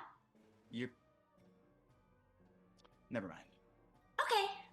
To answer your question, officer, I care because people like you don't give a shit. Now look, the ship captain over there clearly has a problem going on every month. And if it were in either of your two boots, I'd give a little bit more of a shit right about now. Would you care to elaborate, Doctor? I see people like her come in all the time. And the whole reason people have to come in to see people like me is because they got no other options. You ever been in that kind of position? When people got no other options? As a matter of fact, yes. But what I'm interested in is the fact that it happens to people like her. Well, what's so special about me? You think something special is about me? Oh! Probably the opposite. That's Oh, jeez. the question, because it's not the first person that this has happened to. In fact, Ellis- it's usually people like you. Ellis, grab your notepad or whatever the fuck it is you kids use these days. It's actually a data pad. Thank I you. don't give a fuck. I know you don't, but you should actually get with the modern terminology, because then maybe you would rise up the ranks. Willow's a singe. eating minor illusion popcorn right now, like talking to Al like this is. I told you. My 6 hand's seasons in a movie. This is why I'm gonna solve everything. So just maybe learn something. It's why you're still a fucking beat cop. Please continue. Anyway. Because I'm new. Retention. Anyway. She's cute when she's determined. I'll say that. Would you stop fucking flirting with my partner? Anyway. She's not flirting. She's just providing data, unlike you. Oh my god. Then why are you flushing over there? I am not flushing. Keep this professional. Roks. Sure, kid. Whatever. The point I was trying to get to is that this seems to be targeting a specific type of individual, yet this doesn't seem to be result. So, Julian, real quick, of the things that I noted, there hasn't been any direct deaths associated with this, has there? Well, you do flashback through your memory banks. An encounter you had with your good old pal Klaus Wolfson, just walking through the office, and he says, "Well, would you look at that, my mechanical friend? Looks like I was tasked to investigate another mysterious murder. Looks like a body burned to a crisp. Oh, Jesus Christ. There's been way too many of these." And he just kind of walks away. Body burnt to a crisp. Okay. The individual, were they able to identify the individual that was burnt to a crisp? Too badly burned. Too badly burned. These individuals were too burntly. That's a t-shirt. Okay. Badly burnedly. So, real quick, and again, attorney at law. As I'm getting deeper into this, tell me if you want me to start making rolls, because this is going to be Matt making conjecture versus his character making conjecture. Yeah, and this is a mystery campaign. Oh no, and great. You're allowed to figure stuff out. So immediately what I'm going to jump to is I'm going to ask if there's some sort of census for the homeless population, and then I'm going to immediately correlate the amount of deceased individuals to see if the amount of homeless population within the city has been decreasing proportionately to the amount of individuals that have been dying by being burnt to death. I just want to say I'm not homeless. I have a home. I said I did. These deaths seem to not necessarily be correlating with this number. Okay, that said, great. There's a lot of deaths in the city. Okay. It's kind of hard to know for sure, but it doesn't seem like there has specifically been an uptick in mysterious deaths towards the unhoused. It's across the board, just the deaths towards the unhoused are taken much less seriously. Okay, cool. Then the last thing that I want to check is the unexplained deaths. Oh, hold on, before I do that.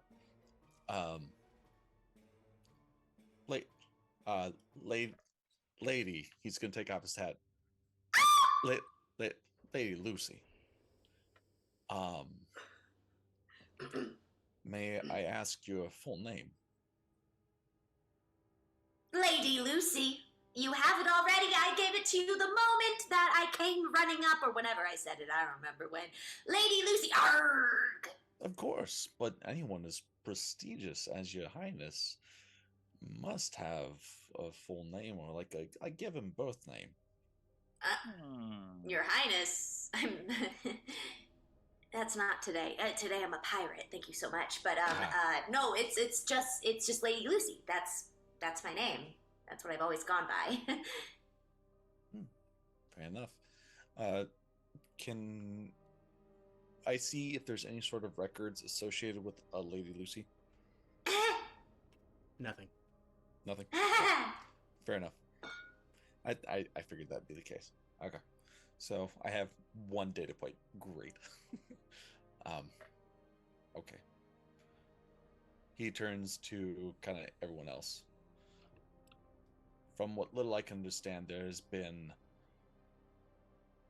unexplained deaths throughout the city. Apparently directly from some incendiary internal combustion. There hasn't been enough evidence left to identify these said individuals.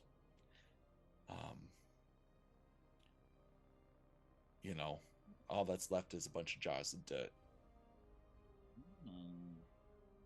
Interesting dossier there, Macintosh PI. So, what exactly are you asking, saying? What I'm saying is, I don't know what I'm saying. I do this for a living. This is why you're at the bottom of the barrel. Okay, he's trying. You actually see those words visibly hurt Roks. And he's just like, yeah. Yeah, kid, you're right. Yeah. Maybe I was just meaning to bust your balls a little bit. I didn't mean to actually hurt you. I'm so sorry. No, you're right. Oh God. I should you got this. Go ahead and take this, kid. Willow throws minor illusion popcorn at Ellis. Too far. I didn't mean to. I'm new to this game. I think what he means to say is we don't really know shit. And I know that's unprofessional to say, but I don't know any better. So, this is my second week. I don't know what to say. I don't know what's happening either. I was kind of hoping that Roks would know more. But I want you to know that I'm trying my best. I really am. And I feel like Roks is, but maybe not, but maybe, I don't know. I'll give you this much. And I was going to wait until we got to the precinct, but I have unfortunately had to do some work with the people, that you call your coworkers, regrettably, and I can honestly tell you, I don't think I've met a cop that knows shit. So you're not really pitching any lower than the rest of these dingleberries that I've had to work with. I think whatever you're trying to do almost kind of seems like a bit of a, I don't know, joke or misdirect. Kind of weird for them to send you to question me and then you to not even have access to the main form of evidence related to the crime that you're supposed to be questioning me for. But I mean, hey, I'm just an amateur detective. I've only done a little bit. I got my badge out of a cereal box a couple weeks ago. Listen, we really are trying our best. I promise we are. And I just want to see the streets a little safer. And I know that maybe that's not the stereotype we're given here, but I really do. And I know I've been given kind of a tall order here, trying to make it that way because I know that the people who come before me don't necessarily do that, and like I'm sorry for them. Um, I really am. I'm trying. I really Permission am. to approach the bench. At what bench? What are you talking about? I just walk up to Ellis and just like Oh, put put a hi. hand Okay. like let's just like gingerly like on the side of her face. I straighten my uniform and I'm like, yeah, yeah. And then I just say, looking up and gesturing towards the like huge fucking corpo buildings with all these fucking ads and bullshit, and I just Oh. say, like initially with the face of like, but then kind of like really deadpan, and you can kind of see in Willow's eyes like a kind of stoic sadness and exhaustion. And she just says, "This is Technica. The streets are never going to be safe." But what if they were though?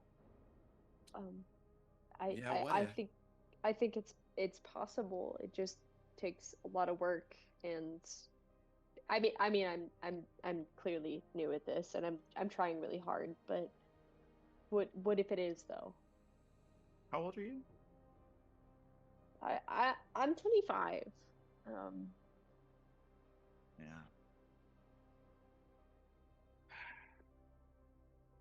Yeah. She just walks back and is looking around at the area a bit more.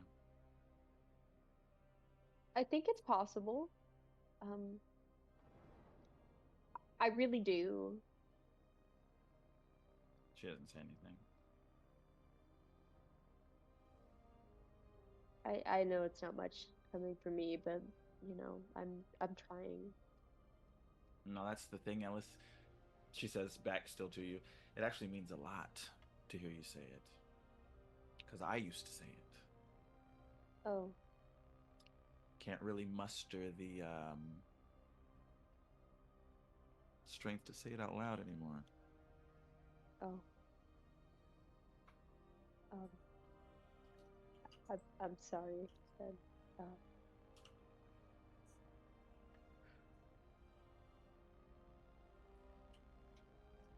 I guess we should get out of here then. Roks, I don't know that there's I'm embarrassed and I'd like to go back to base. Not derogatory. I will say, Ellis, though you certainly have the keys to go in and out of the 24/7 office at any time, it is getting pretty late. I think we should go. We've gotten all the things here that we can. We should report to our superiors. Because we did nothing here today, apparently. Wow. Sorry, I just found some produce in this trash can that Dr. Al was I'm sorry, that Dr. Al was in, and it just smelled really good, and I ate some. Delicious. Oh my god, I'm gonna die out here. Oh no. I like look through my lab coat and then realize that I gave Lady Lucy the lab coat. I like take it off for her to cover up the fact that I'm bleeding everywhere and try to look like a snack. And just getting blood on it. Yeah, this is mine now. I think that is not a good idea to eat that. That's like my professional opinion. No, I don't eat anything good like this in back in my neighborhood. Oh. Oh, okay. That sounds bad. Okay. Roks, let's go back. I'm done here today unless you need to take any further reports. I've recorded everything on my data pad. Roks looks back at Willow, Al, and Lucy, and he goes,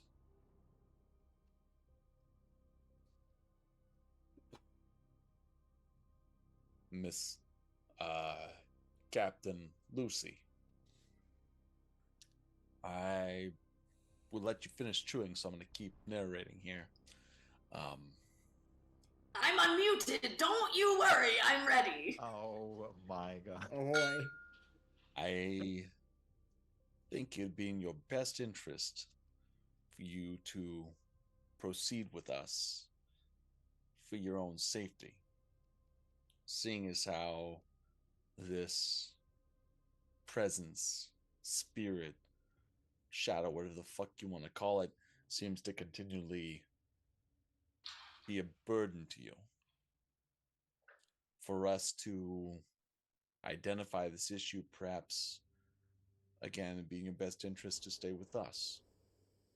I'm not saying go back to the precinct, because fuck the precinct. True. But maybe we can offer you some semblance of protection. It seems like Dr. Al would already be on board with that, but I go back to my initial assertion. Willow, what about you getting us some IDs to get us into the evidence locker room? All right, before Roks says anything else, Miss Little Willow right here, I don't know, this is a bad cop, and I love good bad cops, and this guy seems like a good bad cop. I mean, look at him. He's not rusting anywhere. It's amazing. He's amazing. And yes, I have a new persona. This is now Cop Lady Lucy, and she is ready to fight. But I kind of lost where should I really trust you, Roks? But you know what, Willow, I'll let you make the decision. I'll just let you make the decision. I love a good fake ID. I live here on these streets. You know me. What just happened? Willow's back has been to y'all this whole time, but just as I was losing my shit, she breaks into hysterical fucking laughter at Lucy's new persona. And then when she composes herself, she just turns, looks at Lucy, winks, then looks at Roks and says, "Oh, baby, now you're speaking my language." I think it sounds like we're on board, Sir Officer Captain Policeman Roks. This is Officer Lucy signing out. I'm pretty sure he's a detective, Roks. Thank you. I'm so sorry. I do respect titles. Officer Ellis? I'm just an officer, but yeah. Officer, thank you. Beautiful. Thank you. Also, hold on. Wait 1 second. I'm in. I see the boots in the evidence locker. Why don't we take a field trip to pick? I'm kidding. I can't actually. I need to be like in my bath. But I think that was kind of mean. I think we should. I think we should probably one of two things. We can either try and sneakily get access to the boots, or we could sneakily take a little look-see around the crime scene. Do you think it's still pretty active with people around, or is it just tape that we'll have to sneak under at this point? Julian, how old is the crime scene? How old is the crime scene? Yeah.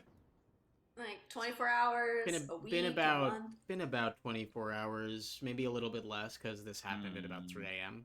That's too early. So maybe 18 hours. Also, way it too was early, it was upside down on the ceiling of the city, ostensibly. So it's kind of not really a place you can just walk to.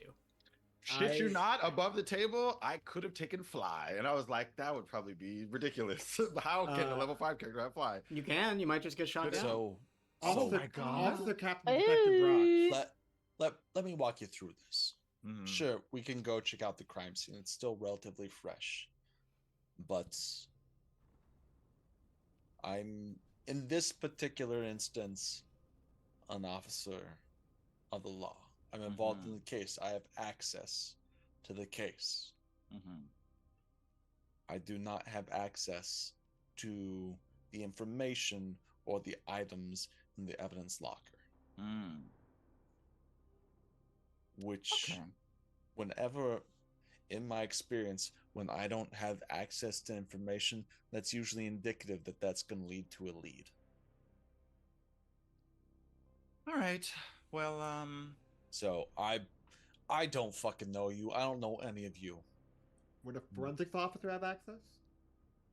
That's my point. Doc, you're a doc.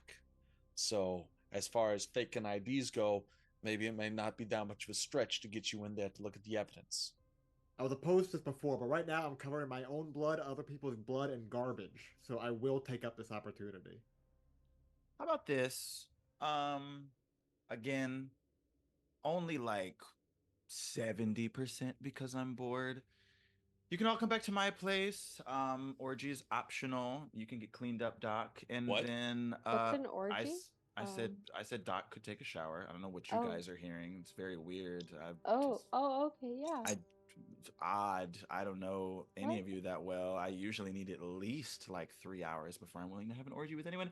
Anyway, you can come back to my place. We can kind of get our doc here cleaned up a bit. I can maybe get a good clear photo of you, and then I've got a fucking machine to do stuff with. What kind of stuff? Without missing a beat, Officer Lucy, we need your help on this investigation. Oh, we so do. I don't think your name is Officer Lucy, Madam Willow. I believe Detective Roks was talking to me. And Detective Roks, I think the only requirement I would need was a shower. I haven't showered in a long time. As you know, the rain here doesn't really rain. It's hard to find a good shower in this city. So I would love to take a shower, but also help you out in exchange for a shower. You see Roks nod like very whimsically, like totally on board.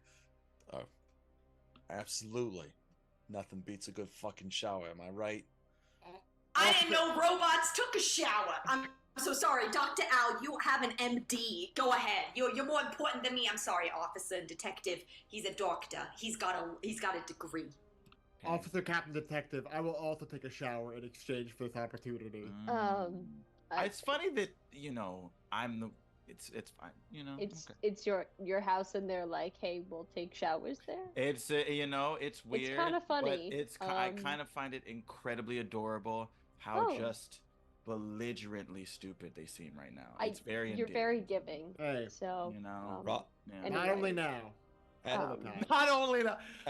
At this time, as we're like kind of starting to stem to a consensus, Roks is gonna kind of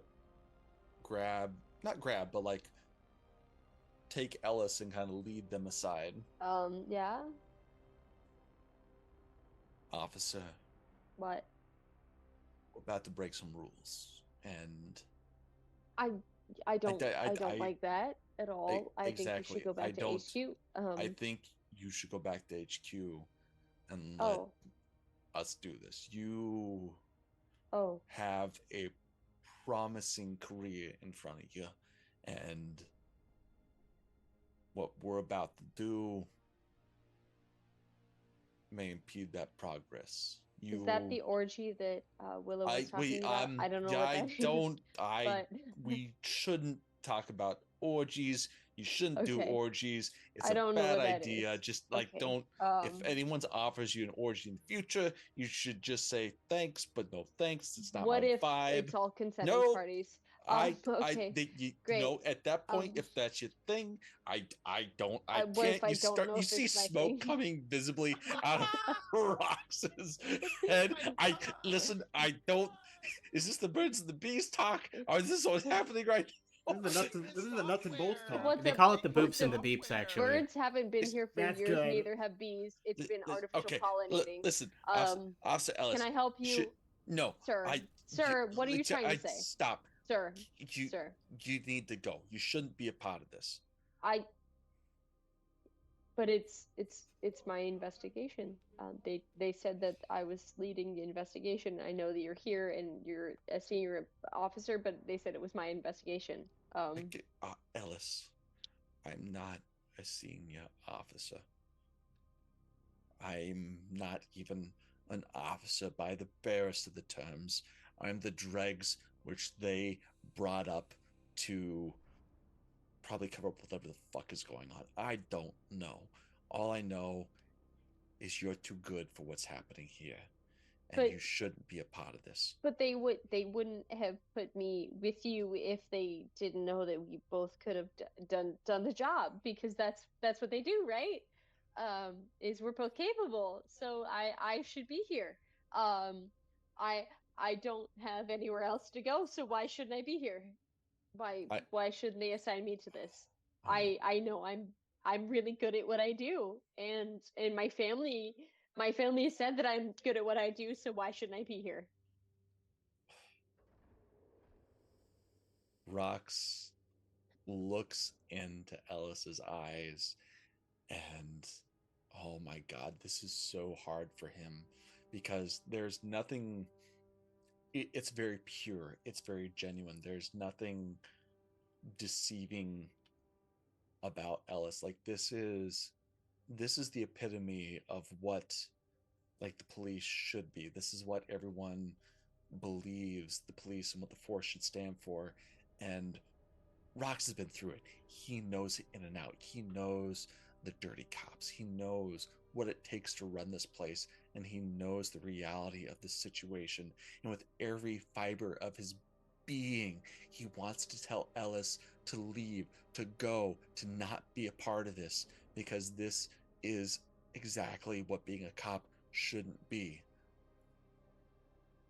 But he can't, because Ellis is exactly that. He is exactly what he wanted to be. And he looks at her and he goes, yeah. All right, kid. You're in. And he turns back to the group and says, let's go. Oh, we've got another officer in the group. We've got another officer officially in the group, but now I'm Captain Lucy. Captain? Yeah. Captain, my captain. Captain, my captain. Captain I'm Mike. really, I'm Captain. telling you, I'm loving this energy, but you're killing my eardrums, baby girl. Ooh, you know. Can we just take down a couple decibels? I am so sorry. I am hard of hearing. Yeah. What did you say? Okay, you know what? That's fine. Let's just go, because I really got to take a piss. Oh, that's as they say, go piss, girl. Yeah. Oh, that's from like millennia ago. I've heard. I know. I read that in a text somewhere. Go piss, girl. It's what you say to bless your friend who's going on a journey. Someone played a joke on you, and Really? Huh? Hello? Okay. Oh my God! Hi. Yeah. I'm trying so hard. Okay. Oh, I do want to say, in Roks's head, in the motherboard, he will hear, who's in the picture?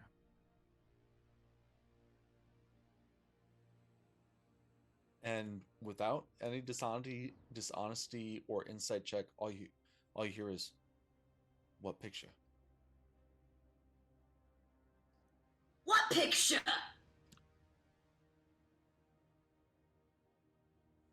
Wait, do you say that out loud or is it in my mind? No, it's in your mind. It's a response. I'm gonna look at Lucy and be like, we're gonna unpack that. Oh my God, let's go Subway. I'm not paying for a fucking Technicuber XL for all you bitches. Let's go. No, that's fine. Oh, don't worry. I can show you the way to jump those turnstiles. I can. Oh, period, bitch. We will be jumping them. Actually illegal, but thanks. I mean, no, we would never. I'll open the door and there will be simply no consequence because Officer Ellis, we have learned that you and Roks are good, bad cops. So don't you stress. I'm a good cop. I'm not a bad cop. It's better to be a good bad cop. I'm not a bad cop. I'm trying my best. Technicuber is still cooking me. Oh no, yeah, Technicuber is a good idea. Yeah, that really got me. But Actually, you know what? You guys talk amongst yourselves. I'm gonna go and just piss behind this trash can real quick. Go piss, girl. Again, from a different millennia, and I loved that millennia. I can't stop saying it. I'm so sorry. It's what they say in our cop code of conduct. Oh, Is no you way. have to say "go piss, girl." I'm gonna or add that to Roks my immediately office checks the code of lingo. conduct to see if that is in fact what they say. Completely untrue. It's what it says. That's what I was taught. Is you have to say "go piss, girl," or else you'll be shot on sight. I'm losing so much Arg, blood. go piss, girl.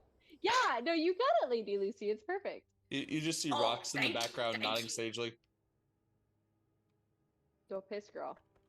I pass out. You straight up pass out standing up? No, in the way that most people pass out, where they crumple to the blood loss. Oh, go pass, girl. Yeah. I believe he misheard you. I'm just letting you know. The pirate's back. This way. Go No, past, this way. girl. It's so fucking fun. Go past, girl. Yeah, go Yeah, pass, this way. girl. This way. That's also what the cop handbook says is if someone passes out, you have to say "go pass, girl." Yeah, that's a good name for the vibe. Go piss girl, comma, go past girl. You got two options as a police officer. Yeah. Are they going piss girl or are they going past girl? Yeah, no, absolutely, with the hard R. You think Lucy is a wench? Girl. All right, so the doc passed out standing up from blood loss. Oh, I'm falling down. Does our paladin have lay on hands? Does our paladin want to use lay on hands? I mean, I simply do, but give me like 2 seconds to like look, because I had to say "go past, girl." Do I What's the have magic go lay on word? hands? I think as long as you have a paladin level under features and traits, you have like what 5 times your level of paladin amount of HP I you do. can just Yeah, give I someone. can lay on hands real quick here. Well, the flavor is first 5 aid. times your level, or Yeah. 5 times. Wait, that's a lot. 5 of points per healing. level. But Yeah. okay. Dear Dr. Owl, I can lay on hands you and restore you 10 HP.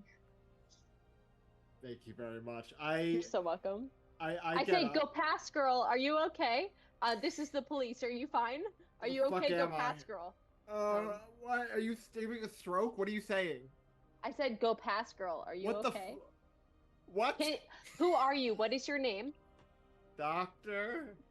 Wait a minute. I don't have to answer that. The cops. Okay, I feel better already. Okay. All right. Do you want any other questioning in terms of medical things, or are we just kind of standing here? How come most people can just like put their hands over something and heal them, and I had to go to medical school for 4 years? This sucks. I'm sorry. It's the cop training. I know it's not the best, but. All right. So we're going to find that shower. Shower? We're showering? I thought it was an orgy. Is that the same as a shower? I don't know what an Wrong orgy shower. is. Oh, okay. Willow walks back over. She's like, "Oh my god, why did I wear my fucking Netrunner suit today? It's a bitch to get off." Yeah, I was kidding about the train. I live literally like 3 blocks away, so. Oh, okay. Just a little walk.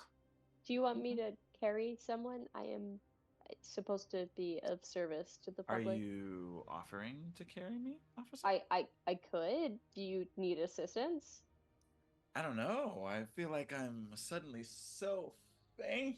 Oh, I have lay on hands, and I simply like let you fall to the ground backwards and then hold towards Ellis right now to see. I will let you touch the ground first before I offer assistance. I'm screaming. She lets me hit the ground. I hit the ground, and then I'm gonna say that I take like 1 damage. Sure, I'm just gonna be like, okay, that was less hot than I thought it I was. say, okay. do you need assistance? Hello, are you okay? The moment's passed. Let's go. Oh, do you want me to? Okay, I'm gonna let you walk on your own. I'm so sorry. I feel like I messed something up, but I don't really know what. No, you're fine. You're fine. Okay. And Doc, in your head, you'll be like, missed the mark. Absolutely missed the mark. And then I just keep walking. Oh, why do I feel slightly guilty about this? Anyway, yeah. So, I don't really know how to act right now. Walk and talk, guys. Let's go. I think we've established that Willow's apartment is in East Paradise, which I was gonna ask all y'all around where you thought you'd live for next time. But so East Paradise, Malik, is it's not like Midtown Manhattan. It's kind of a little more Alphabet City, like, you know, it's kind of like not quite all the way at the water. A little bit more residential, plenty of dive bars like Boots and other places. Hate that it's residential, but a little bit away from the hustle and bustle. Willow fine with it. Yeah, away from the hustle and bustle, at the very least.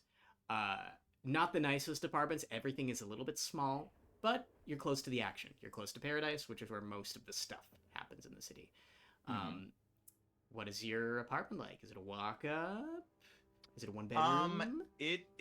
Well, I will say, I mean, you can tell me if this is possible or not. I think that it seems as though it would be, but you know how some apartments, my building specifically, in fact, has this where it's 4 floors, but there is, and I found this out myself maybe like 2 years after I lived in my apartment, there's a basement and people can live in the basement. That's still like a place where people can like live and have rent and whatever.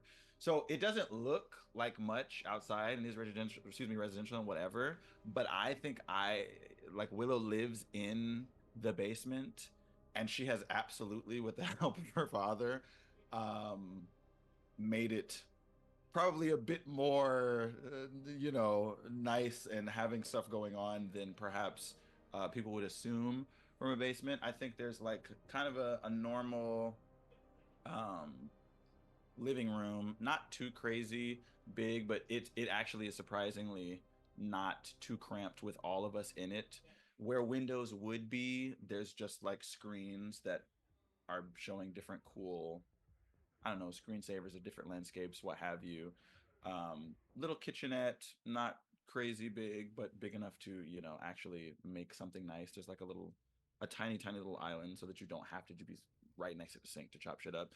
Her bathroom with a cool shower, and then almost the entire rest of the apartment, other than the bedroom, which is a little bit further away, is just a shitload of like computer equipment, hella keyboards, fiber optic cables fucking rolled up everywhere, different like pieces of machinery and weird shit, a bunch of different Netrunner suits kind of hung up all next to a really big ice bath with a lot of like cords going into it. Most people, I would assume, that are familiar with net running at all know that to do any real like deep dive net running, so that your body does not fry from the temperature of doing what you're doing, you need to like super cool your body. So that's where Willow would be to hack the fucking mainframe.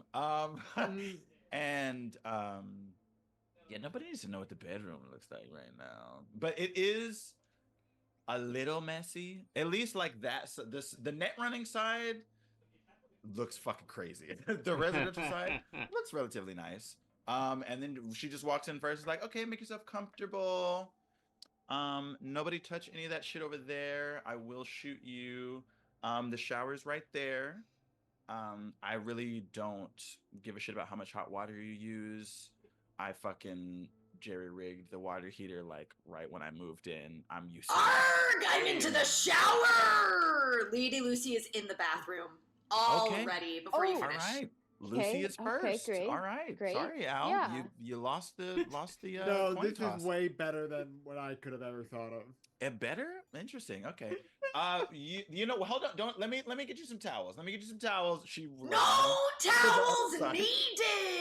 Thank you very much. No, I towels will definitely air needed. dry. I Towels will definitely air needed. dry. Towels What does that definitely needed. mean? What is it? Towels or air dry? What does What air does dry towels mean? mean? What does air dry mean? Does that mean is she gonna be naked in the hallway? It's now? exactly what you think. Arrgh! I'm trying to be very boy. understanding, but She's I naked right now. haven't like, simply grown up with that. I should divert my well, don't eyes. look I'm over gonna there. look Yeah, out the she's window fully naked and right over nothing there, yeah. else. Well, it's not a window, but I mean, you can take this remote. You can set it to whatever I that's kind of cool. And I press a Yeah. couple buttons and it goes to a weird like channel and there's a lot of flashing colors and I'm like, oh. Oh yeah, be careful. Oh. Okay, so these are the porn buttons. Don't touch those Oh, unless you want to watch porn. I don't really care. I don't want to see that. I'm on the clock right now. I don't need to see that. Thank you. Yeah, oh, she won't put a porn on the clock. You know what? Never mind. There's I don't. a bunch of bouncing whatever your vegetables. process is. What is this? This is kind of fun. Yeah. Yeah, that's okay. the kids. Okay. This is, all right. this She's is cool. she's locked in. Okay, I'm gonna get some Okay. towels. I do not Yeah. want Lucy tracking fucking water all over my apartment. And then she goes to her bedroom to get Whoa. towels in the closet, Mm-hmm. leaving everyone to cool. their own devices. Golly gosh, this water is piping hot! I can't live like this. I really Gosh, love right. imagining Dylan right now, just every once in a while, not hearing anything else except for the screams. It's sad to say Dylan has left just like 10 minutes ago, so he did hear a lot of random things screamed, but he did not hear any of that. He did not hear any of that. Golly gosh, this water is piping. But don't worry, his brother has heard all of it. Oh, Don't you amazing. worry. Yeah. It's Golly gosh. giving pipe. Oh. So as you all hang out, Whoa, in whoa, this- whoa! You're not gonna gloss You're not gonna gloss past. What? How is What Roks just doing in happened? this Wow. apartment? Giving pipe. No. Hey, Rox, Julian what's up? said it's giving pipe. We're not gonna let that slide. Well, Rox is giving pipe right now. Doc. I told you they were gonna get together in the end. I knew it. I don't know what you're talking about. He's a warforged, therefore he's made of pipes. Oh, So- I've fucked many a Warforged. I yell from Good my for room. you. Good for you. What? What does that mean? You have to know what fucking means. I won't accept anything I refuse else. to acknowledge it, but yes. I don't know what it means, but I know, but I don't know. So Roks wow.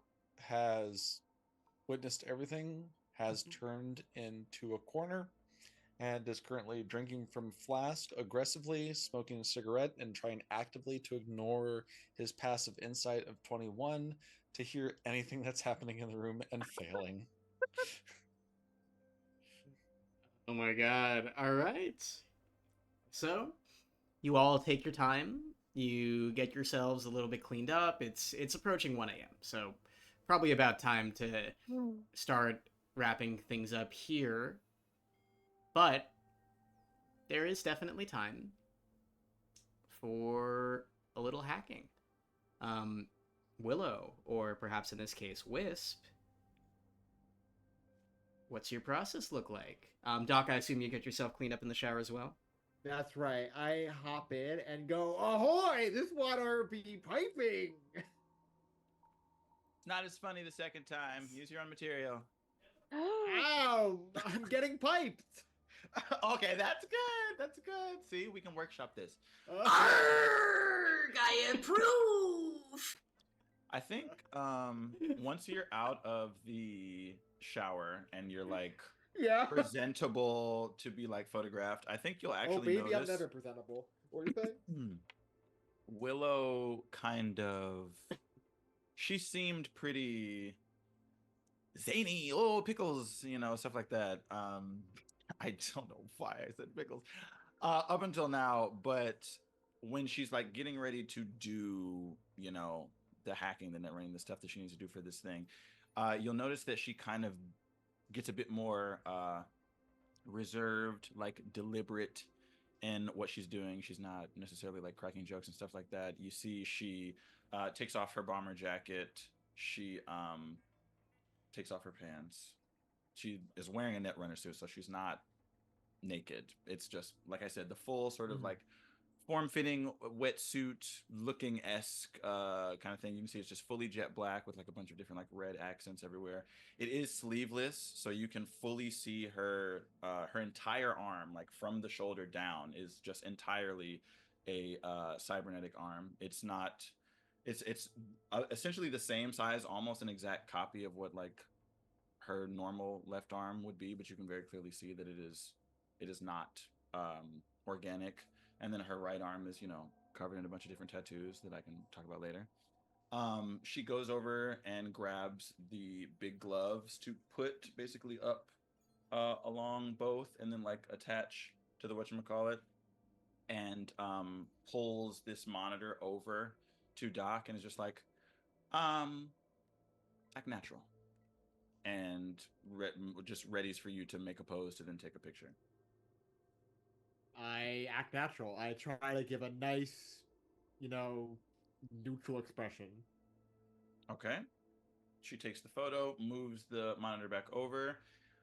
Then she walks over to the tub, and you see that before getting into it, she kind of just kneels, like she gets just on her knees in front of the tub, and just sort of puts her hand on it, and just like closes her eyes and silently seems to be just like muttering to herself for a little bit, and then gets up, gets into the tub, and then you watch on the screens bunch of crazy matrix code. No, you see she goes through the different programs, pulls up the different stuff. You see just like effortlessly getting into like the fucking passport database, like fucking DMV, don't want no smoke. She's in there adding the fucking photo, like through the official whatchamacallit, getting it, putting it in there.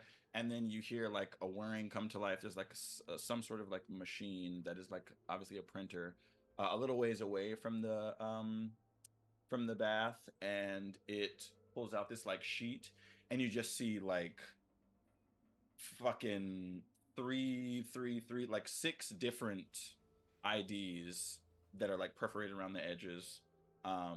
She comes to, she's like not unconscious, but you see, similar to how Roks was like slot machining, she's not slot machining because her eyes are just going back into her head while she's like fucking, she's in.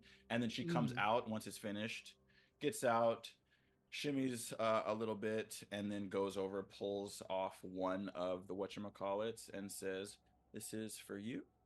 Got some extras in case you fuck up. I think we should be good. Does anyone else want one, or is one enough?" One sounds good to me. Okay. Do we need one for Officer Lucy? You know, I thought It's you would say that. Captain Lucy to you, sir. I thought you would say that, and you see that one of the cards amongst them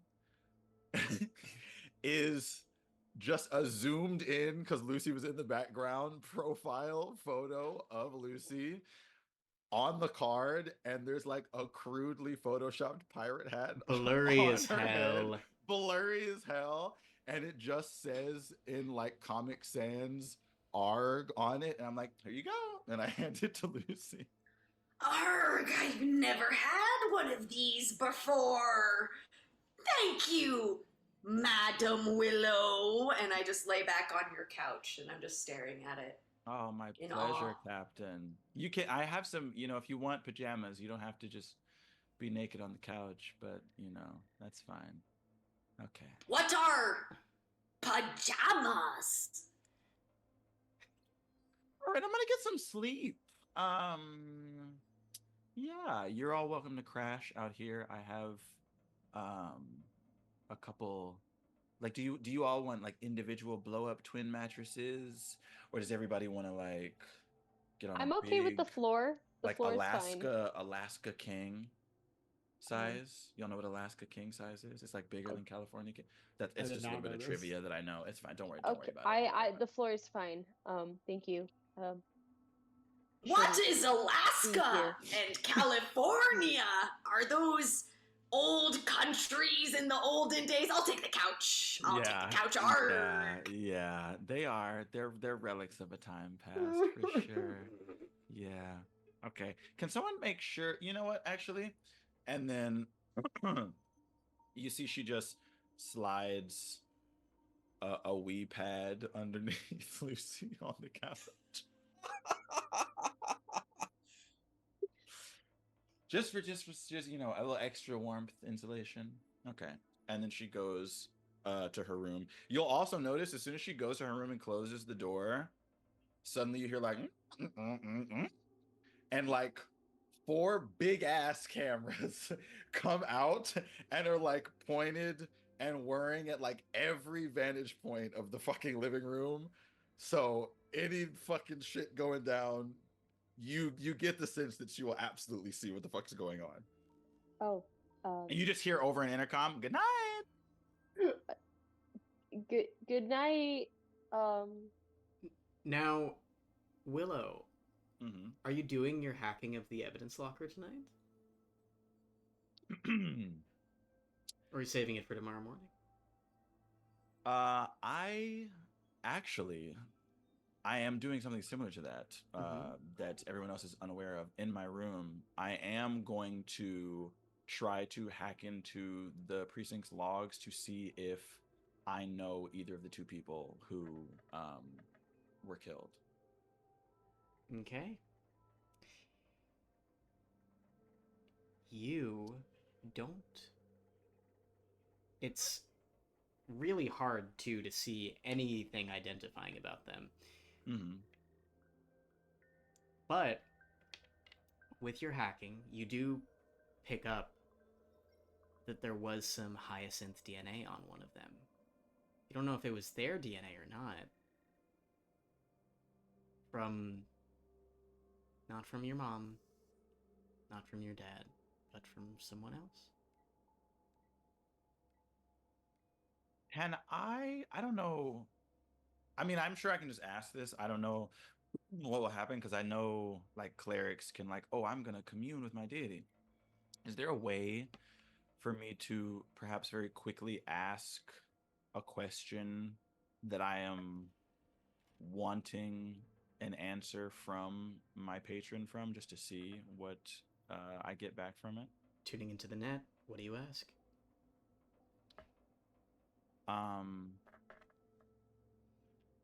Do you know what the fuck that thing was? The thing that was on Lucy. Now, your entity that speaks to you from the net, half the time, you'll get nothing. Sometimes you'll get a snarky comment. Sometimes just a little nugget of information. I want you to make a persuasion check for me, Malik. Ooh, am I good at those? I'm all right at them.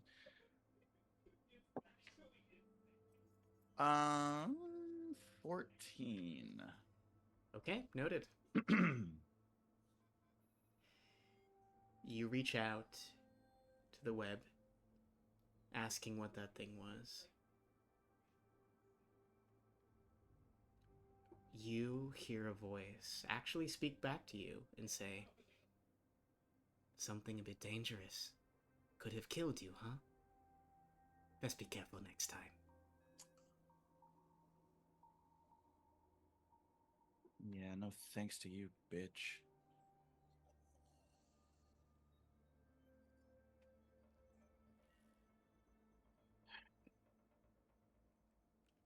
And let's cut back to the rest of the group. Now, some of y'all know that you don't necessarily need to stay overnight, but is everyone deciding to continue this investigation in the morning? Arg, sir, I am sleeping on this couch. Yes, we know for Lucy, we know for Ellis. How are the Doc and Roks doing? I can't.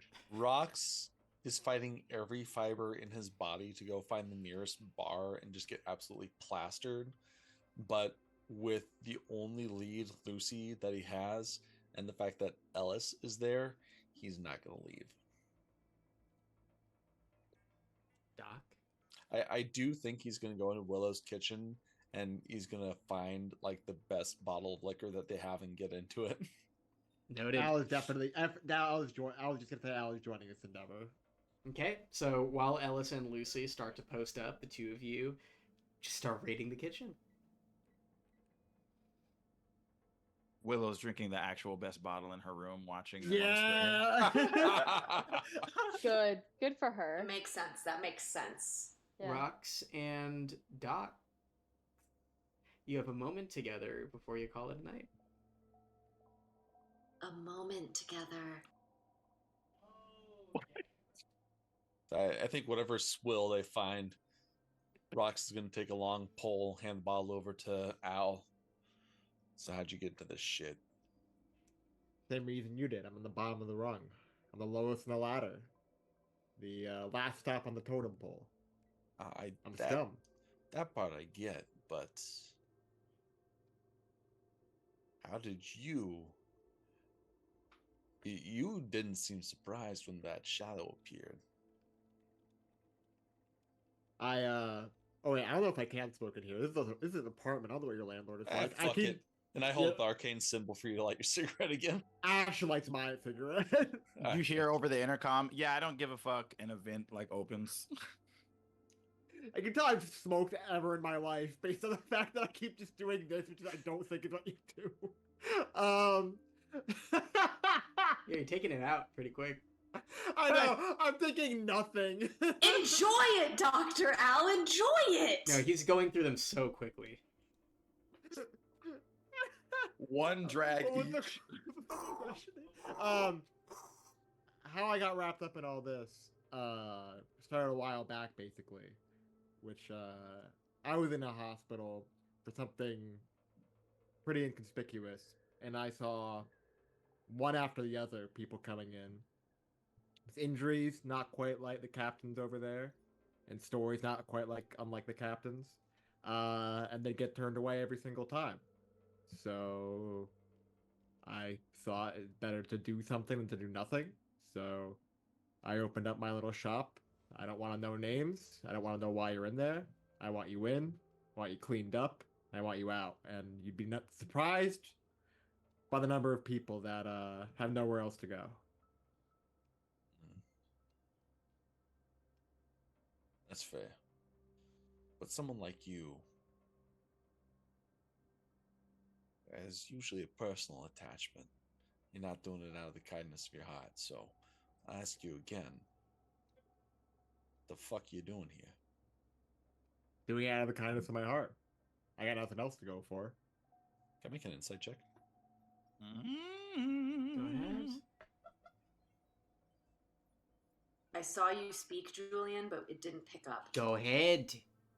And again, this will be with disadvantage. Sure. Oh shit, 2 14s. That's going to be a Jesus Christ, a 23. Even plus 10 to insight? Holy shit. Doc, I think he might read Plus you 9. like a book here. Oh, plus 9. You can tell by looking at Doc that he believes all the shit he's saying. Oh, okay. You're gonna see Roks kind of take another look at Dr. Al. Take a long drag on the cigarette and go, huh. No shit. I don't meet many people like you these days, Dr. Al.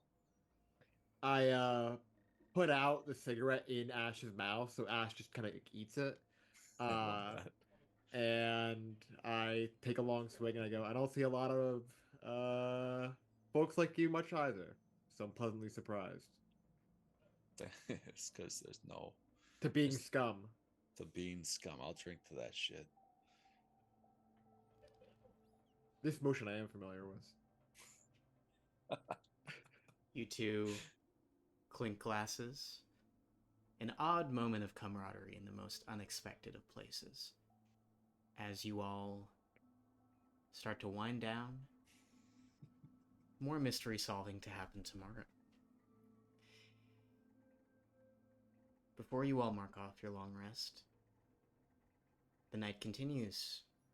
A night not much brighter than the day, as this city is surging with neon light all the time. We see more of East Paradise. The run-down buildings in the foreground, the bright ones of the middle of the city in the background. And we see a woman, older, maybe in her 40s or 50s, walking through the streets by herself. She hears a sound, a scratching sound, and turns looks down an alley. She sees an animal, something on all fours, pretty big one. Its feet don't make any sounds as it touches the ground. Its head is long. Its eyes turn to her. There's a snarling sound as something jagged starts to rise out of its mouth as it stares her down. The thing starts to growl. Before she realizes what's happening, it leaps at her. And we cut to black. Phantoms of the Neon City. One episode down!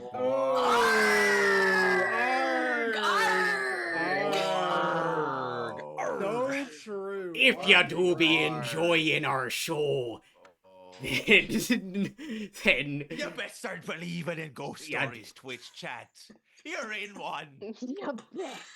You swashbuckling lads and ladies, better be ready for this journey. The pirate campaign ended a long time ago. For Addie, apparently. Y'all will find out. Y'all will find out. Folks, that was absolutely wild. More to come. More to come. So obsessed. Thank you for tuning in. Obsessed. Very excited to see what what this goon squad figures out. Malik, who are you and where can the people find you? Wow, I'm so not used to being first. I'm really gonna have to. I am Malik. You can find me on Instagram at the Maliki Cauldron. You can find me on SoundCloud and also on Spotify. Only one song right now. But you can find music that myself and one of my best friends, Rachel, make as Astral Emissary on SoundCloud or on Spotify.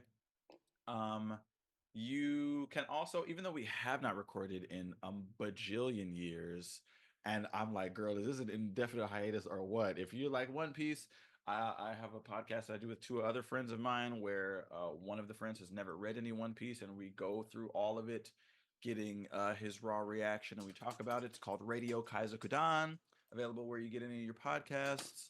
And I think that's about it for now. Indeed. Maddie, what's good? Who are you? Where can people find you? Hi, I'm Maddie Wright. You can find me at Maddie's Comment on Instagram. You can also find me visiting Minnesota Ren Fair sometime in September. You can also find me at Montana Ren Fair sometime in October. And then from November to December, you can find me at Louisiana Ren Fair at with Chase Treasure, singing naughty songs in the Painted Badger pub. But other than that, just find me on Instagram, see what I'm doing in the interim. I heard rumors that she's developing her own show. Oh shit! Shut the fuck up. Just a sweet little baby rumor. Just a little rumor. Rumor has it. And she'll have to show us more later. That was terrible. That was the forest. Michael, help, Michael. Help. Hi, I'm Michael. I'm in the show that you were just watching. You can find me on Twitter at Steam_Gorilla, and you can find me in your heart and your arteries. Aww. Oh, my Oh, favorite. wait, what? Right here. Yeah. Left ventricle.